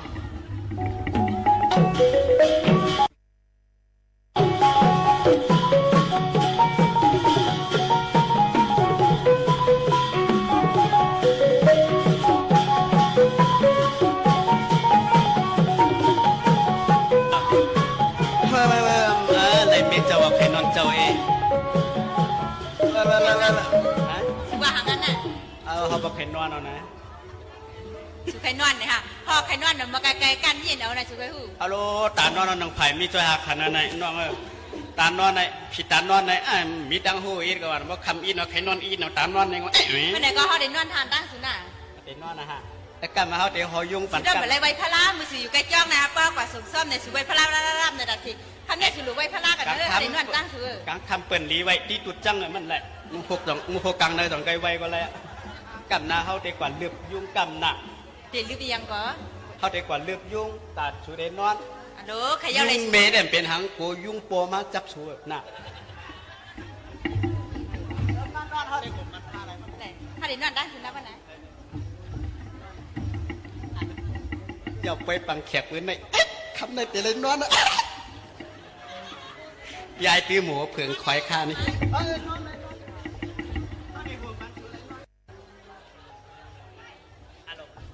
มาพอใจก็ฉันก่อนหมดเฮ้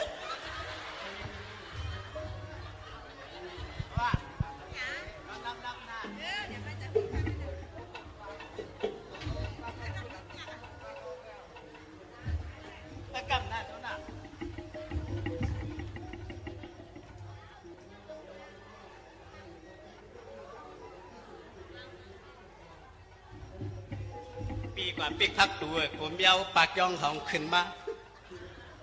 ฮัลโหลกำไรเด็กนอนให้เสียงนอนให้ถ่อมเสียงหมักโคใจกันหักซื้อสาธุให้เมืองนั้นเลี้ยงให้กำขาปีไอ้มึงเสียได้ขอยก็ว่ากำไรเด็กนอนกำไรเด็กหมักโคใจเขาฉันก็หมดเลยฮะเสียงนอนเสียงเคยใจเขาก็นอนเอาไปโอ้ใครนอนอะมาในนอนเราไปกับกลุ่มดัดกับมึงตีเลี้ยง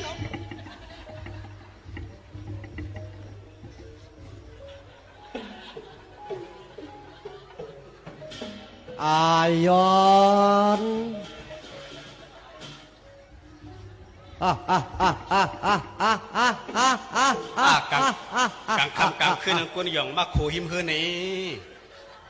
ไอย้อนมีไอย้อนจือเฮือนไอย้อนไหนจังปูนเลยเอาห้องนั่งบนไหนกุนหยองตัวในกลางวันทำห้องกลางค่ำนั่งบนหัวนอนเนี่ย กว่านอนจะมีเราหังดีเก่าเองวะ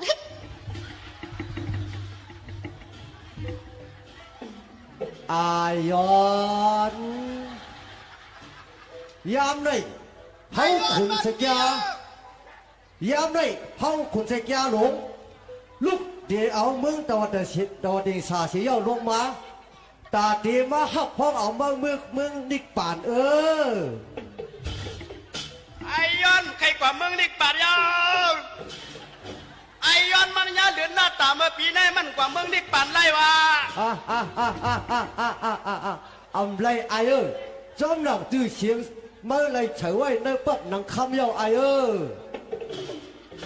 ไอ้คนหยองย่อกับเมืองตีเลี้ยงเอาก็ดีกว่านอนอายอน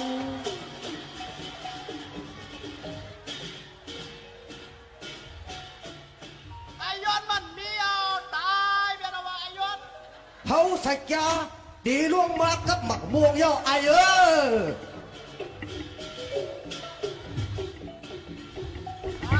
ต้องปัดข้ากับเบียร์ในบ้านของไอ้ย้อนในกับข้าไวไวเจ็ดกำเลยไวแน่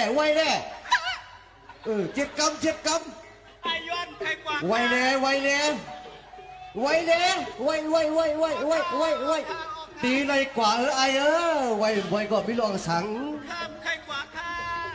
อำไลมาจามลูกมาลูเจ้าคนเพียวข้าแค่ดอกอีหลูอีหลาไอ้กำจะคนเพียนอกจอมคางนายเจ้าคุณเช็คจิกยาเฮาค่ะแค่ดอกอีหลูอีหลาปันข้าอยู่จอมมีข้าข้ามใครกว่าเมืองนิกปานเฮาค่ะอีหลาในบิดอีสังอีหลาในย้อนต้องปั่นอินค่ะต้องปั่นในบิดอีสังได้ย้อนต้องปั่นใหญ่ๆนำอำไลจอมหนังอันเปลี่ยนเจ้าขุนอินหลวงกวนเจ้าเฮาเจ้าลงมาเนาะตาตีมาหักมาไอายอนสาธุค่ะแค่ดอกมีเจอเมตตากุลุนน่ะเมียงกายอยู่จอมมีใครขึ้นผูกมาห้องข้าก็เลยไอ้อย่าว่าขึ้น1 ล้าน1 จูงโมกไอ้ก็อำไรไอ้คุณจิจับเพิ่งดูไหนก็เพื่อนเอากันน้ำอะไรอยู่จอมกันมาห้องกันกว่าเมืองนิกปันเมื่อเป็นอะไรมีสมมาห้องกันเลยอำไรไอ้เขายังมาถึงยกกำกาเดี๋ยวเปิดเขาเอามาละไอ้ต้องปาดีค่ะข้าเคยอยู่จอมมีค่ะอำไรไอ้มาละคุณจิจับเพิ่มมีดังหูวิตไหนเมื่อใครว่าคุณสักย่ามีดังหูในไหนคุณจิจับเพิ่มดูหน่อยเปิ้นเอากันน้ำอะไรอยู่จอมกันมาห้องบนมือบนอะไรมีชับเป็นใครกว่ามึงนิกปันชับมาห้องเปิ้นวันนั้นเปิ้นอะไรมีมาห้องของมึงนิกปันว่าคุณจิจับเพิ่มดูหน่อยคุณจิจับเป็นไรนี่คือพี่ก็ห้ามกันอุบกันน้อยมาไม่ใจเก่าไม่ชัวไม่คนดีเก่าไม่ชัวเด็กกว่านะชัวนะเมชาเราขนาดเปื่อนวางมั้งคุณจิจับเพิ่งดูหน่อยก็วางมีก่อนนะนี่ชัวเขาเด็กกว่านะนี่ไอ้เมื่อคุณแซกย่าเนี่ยเลยไผ่5 ปากก่อนเนี่ยมือผู้ยิงเลยดังก็หมอให้กันเนี่ยจ่องมังยินเอียงพวกมันคาเลมีมึงคุณแซกย่าได้ดีไผ่5 ปากคาเลมีคุณจิจ้าชูเอากันไว้ละฮะก็คาเลมีก็เว้ยกวยเอาบาลอยมีกันอำไรไอ้พวกกว่าไอ้จำได้มาเอากันได้มาเลย5 กว่าก็ได้มาคุณจิจับเพื่อให้ออโต้ให้หรอเห็นกว่าให้กันนี่ให้กัน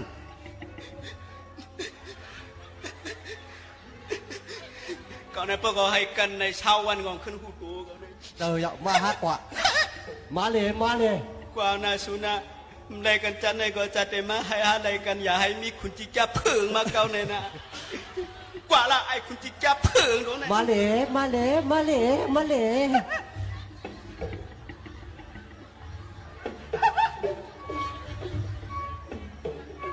เป็นสิไรมีเขาเนาะ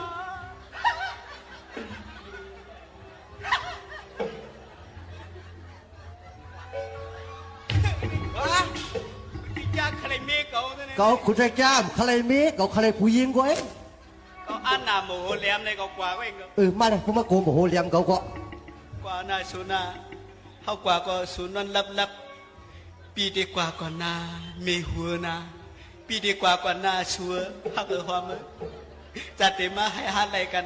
ให้ฮัดรักกันกว่าเตียนมีคุณจิตย่างเสียกำนา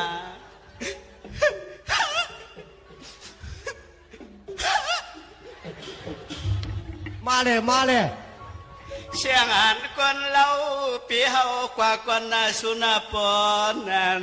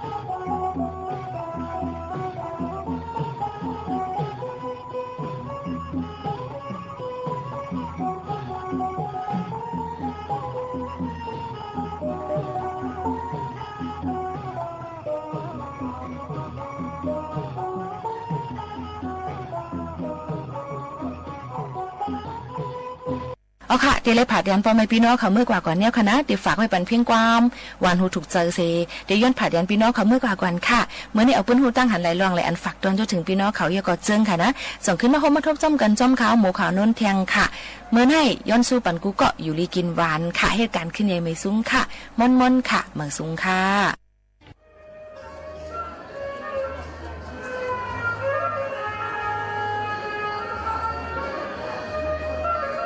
Hãy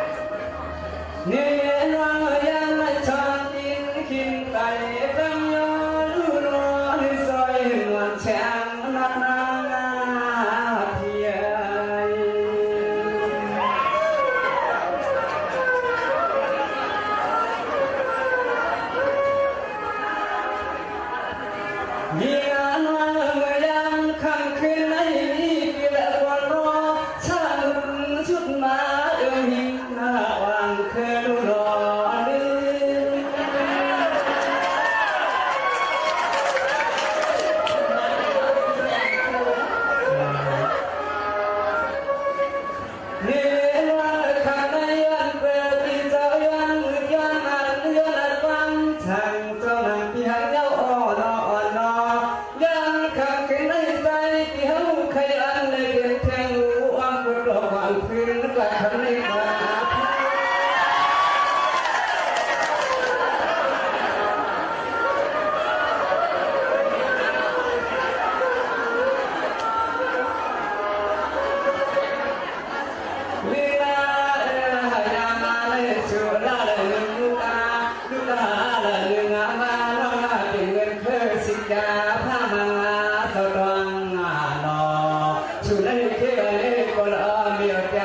để không bỏ lỡ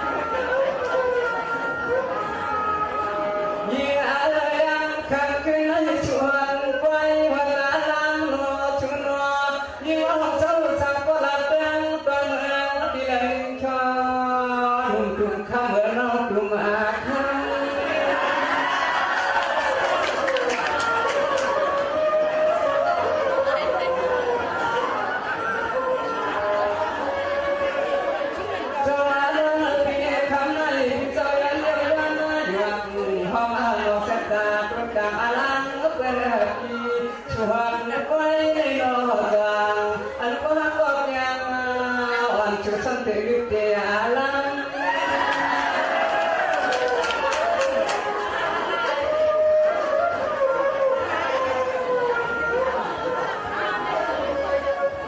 ทำอะไร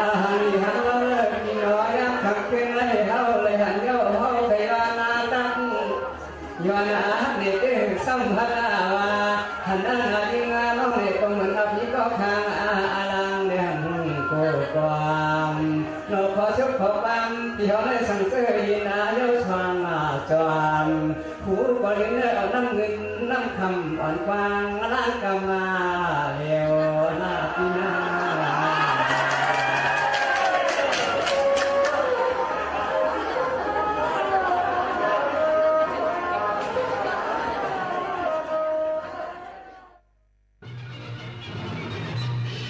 สถานีวิทยุกระจายเสียงแห่งประเทศไทยและเครือข่ายทั่วประเทศเสนอข่าวต้นชั่วโมง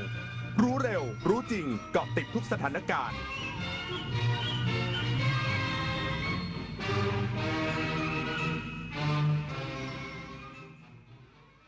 รับฟังข่าวต้นชั่วโมง 23 นาฬิกากับผมบุญมาศรีมาศครับรัฐบาลจัดทำร่างพระราชบัญญัติส่งเสริมการใช้ไฟฟ้าพลังงานแสงอาทิตย์พร้อมเปิดรับฟังความคิดเห็นถึงวันที่ 20 สิงหาคมนี้อีกสักครู่กลับมาติดตามรายละเอียดครับความใส่ใจเข้าใจของครอบครัวและสถานศึกษาคือภูมิคุ้มกันสำคัญในการที่จะหยุดปัญหาท้องไม่พร้อมได้ร่วมป้องกันการตั้งครรภ์ในเด็กและเยาวชนด้วยการสร้างความรู้ให้เด็กได้เข้าใจและตระหนักในคุณค่าของตัวเองมีเป้าหมายชีวิตมีทักษะที่จะปฏิเสธและหลีกเลี่ยงป้องกันได้อย่างถูกต้องเพื่อหยุดปัญหาท้องไม่พร้อม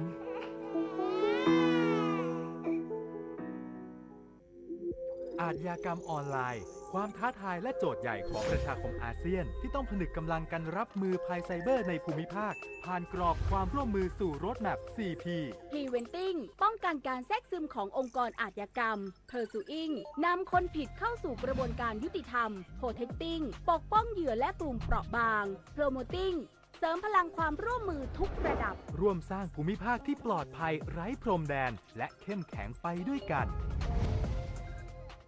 อายุเข้าเลข 6 แล้วจะเริ่มต้นอาชีพใหม่ได้ไหมนะได้สิครับผู้สูงอายุ60 ปีขึ้นไปที่ยังมีไฟสามารถกู้ยืมเงินทุนประกอบอาชีพกับกองทุนผู้สูงอายุได้ไม่เกิน 30,000 บาทต่อคนหรือ 100,000 บาทต่อกลุ่มผ่อน3 ปีไม่มีดอกเบี้ยพร้อมก้าวสู่การเริ่มต้นอีกครั้งอย่างมั่นคง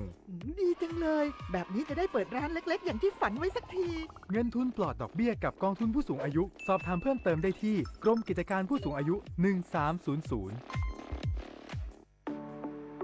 เยาวชนคือพลังสำคัญในการขับเคลื่อนอาเซียนไปข้างหน้าประเทศไทยพร้อมสนับสนุนเครือข่ายเยาวชนอาเซียนให้แข็งแรงเป็นมิตรและรวมพลังด้วยการสนับสนุนเครื่องมือดิจิทัลและพื้นที่ให้เยาวชนได้แสดงออกลงทุนในโครงการพัฒนาเยาวชนสนับสนุนความร่วมมือข้ามพรมแดนและส่งเสริมการเข้าถึงการศึกษาทักษะสำหรับอนาคตอย่างเท่าเทียมเยาวชนอาเซียนคือพลังสร้างอนาคตรัฐบาลจัดทำร่างพระราชบัญญัติส่งเสริมการใช้ไฟฟ้าพลังงานแสงอาทิตย์จะช่วยให้ประชาชนสามารถผลิตไฟฟ้าใช้เองได้ง่ายขึ้นพร้อมเปิดรับฟังความคิดเห็นถึงวันที่ 20 สิงหาคมนี้นางสาวสัสิการวัฒนาจันทร์รองโฆษกประจำสำนักนายกรัฐมนตรีเปิดเผยว่ารัฐบาลได้จัดทำร่างพระราชบัญญัติส่งเสริมการใช้ไฟฟ้าพลังงานแสงอาทิตย์ขึ้นเพื่อเป็นกฎหมายเฉพาะสำหรับการติดตั้งระบบโซลาร์เซลล์ของประชาชนโดยตรงซึ่งจะช่วยให้ประชาชนสามารถผลิตไฟฟ้าใช้เองได้ง่ายขึ้นลดขั้นตอนการยื่นขออนุญาตจากหลายหน่วยงานและเปลี่ยนเป็นระบบแจ้งติดตั้งที่สะดวกรวดเร็วสอดคล้องกับนโยบายการใช้พลังงานสะอาดของรัฐบาลโดยร่างกฎหมายฉบับใหม่นี้มีเจตนาเพื่อส่งเสริมการใช้ไฟฟ้าพลังงานแสงอาทิตย์อย่างแพร่หลายแตกต่างจากกฎหมายเดิมที่มีวัตถุประสงค์เพื่อควบคุมทำให้เกิดความล่าช้าและไม่สะดวกอีกทั้งยังมีบทบัญญัติที่รองรับการจัดการสร้างอุปกรณ์โซล่าร์และแบตเตอรี่ให้ถูกวิธีเพื่อความปลอดภัยและรักษาสิ่งแวดล้อมควบคู่กันขอเชิญชวนประชาชนร่วมแสดงความคิดเห็นต่อร่างพระราชบัญญัติส่งเสริมการใช้ไฟฟ้าพลังงานแสงอาทิตย์ซึ่งเป็นกฎหมายสำคัญที่จะเปิดโอกาสให้ประชาชนผลิตไฟฟ้าใช้ได้เองสะดวกขึ้น ลดภาระค่าใช้จ่ายในครัวเรือนและสนับสนุนการใช้พลังงานสะอาดอย่างเป็นรูปธรรมจะเปิดรับฟังความคิดเห็นถึงวันที่ 20 สิงหาคมนี้ผลิตนาฏขวัญแสนสุขรายงานรัฐมนตรีว่าการกระทรวงยุติธรรมประกาศเดินหน้าปราบปรามยาเสพติดพื้นที่ชายแดนใต้ตั้งเป้าอำเภอตากใบและสุไหงโกลกจังหวัดนราธิวาสเป็นพื้นที่สีขาวปลอดการค้ายาเสพติดพันตำรวจเอกทวีสอดส่องรัฐมนตรีว่าการกระทรวงยุติธรรมลงพื้นที่ติดตามโครงการโปรแกรมการฟื้นฟูผู้ต้องขังคดีความมั่นคงจังหวัดชายแดนภาคใต้ภายใต้มิติด้านครอบครัวที่เรือนจำจังหวัดนราธิวาสโดยได้กล่าวให้กำลังใจ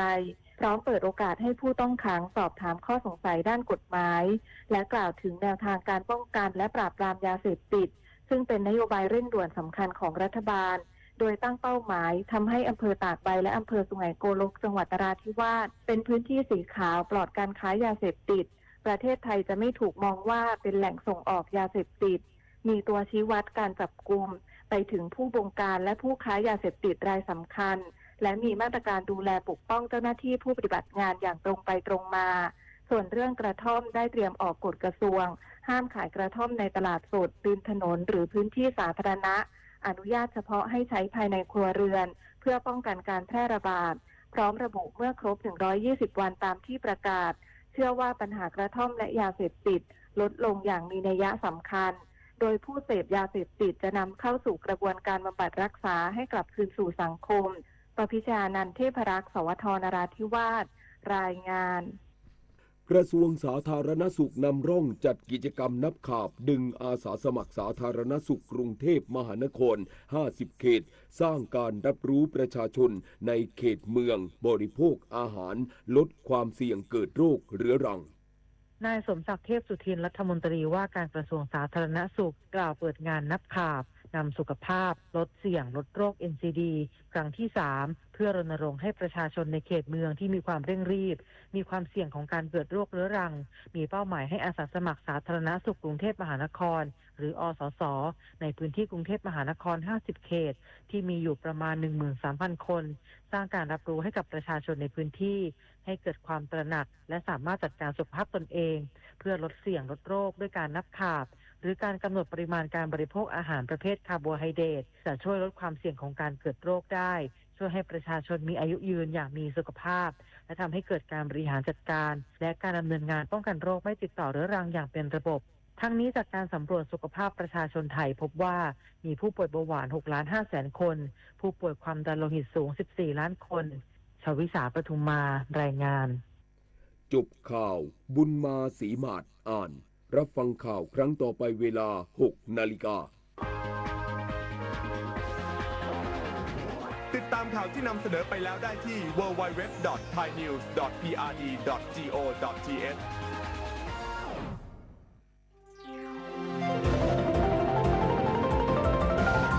วิทยุแห่งประเทศไทยให้ความรู้คู่ความสุข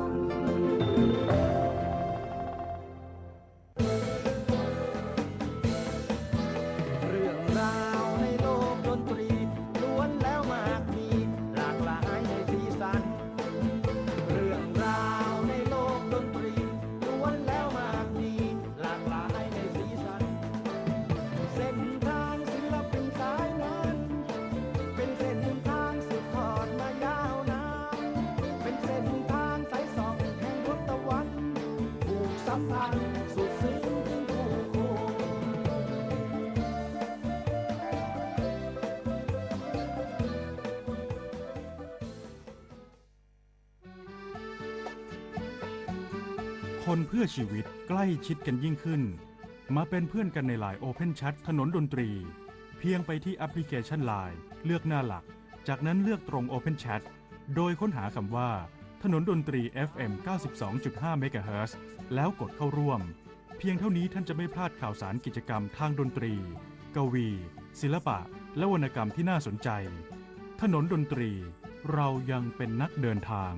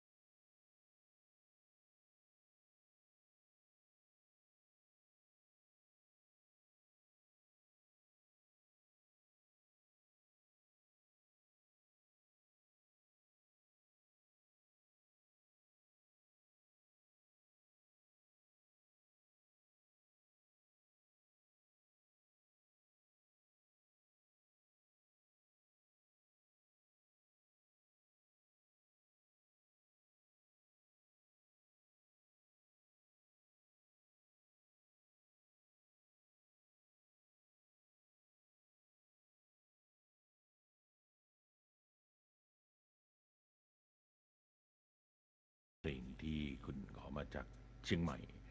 หัวใจบ้าบินนอกเหนือจากเพลงสนุกเพลงสะท้อนเหตุการณ์บ้านเมืองและเสียดสีเรื่องของสังคมด้วยแล้วก็เพลงจังหวะสามชาทั้งหลายแล้วยังมีเพลงรักของคาราบาวอีกหลายเพลงนะที่นำเสนอได้งดงามเราก็คิดว่าในวันที่8 กันยายนถนนดนตรีไลฟ์จะมีเพลงแบบ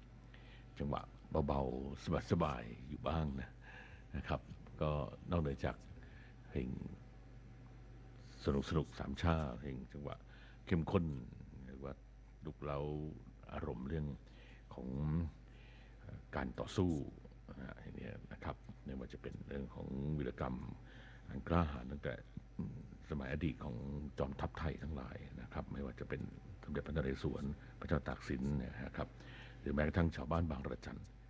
ที่ได้รวมตัวกันต่อสู้กันแล้วก็เสียสละนะฮะเลือดของคนไทยเราเป็นเดินนักสู้มาแต่ยุคอดีตกันมาแล้วนะครับดังนั้นในสายเลือดเนี่ย DNA เราเนี่ยไม่ต้องพูดกันถึงว่าไทยรักสงบแต่รบไม่ขาดนะครับลองเข้ามากันแย้มกันเข้ามาก็น่าดูกันทีเดียวนะครับก็เพลงหลายๆเพลงนะก็จะทอนออกมาเรื่องราวเหล่านี้เป็นต้นนะครับชั่วโมงสุดท้ายนะครับเพลงที่ยังค้างๆอยู่ผมก็จะเลือกมามอบให้กันในชั่วโมงนี้นะครับท่ามกลางบรรยากาศของฝนโปรยปลายอยู่ในขณะนี้สุดใจและตึกชีวิตครับ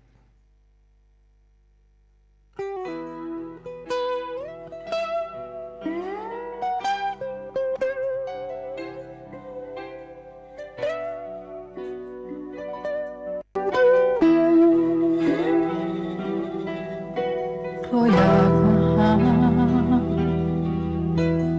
มาเพื่อจะถามไทย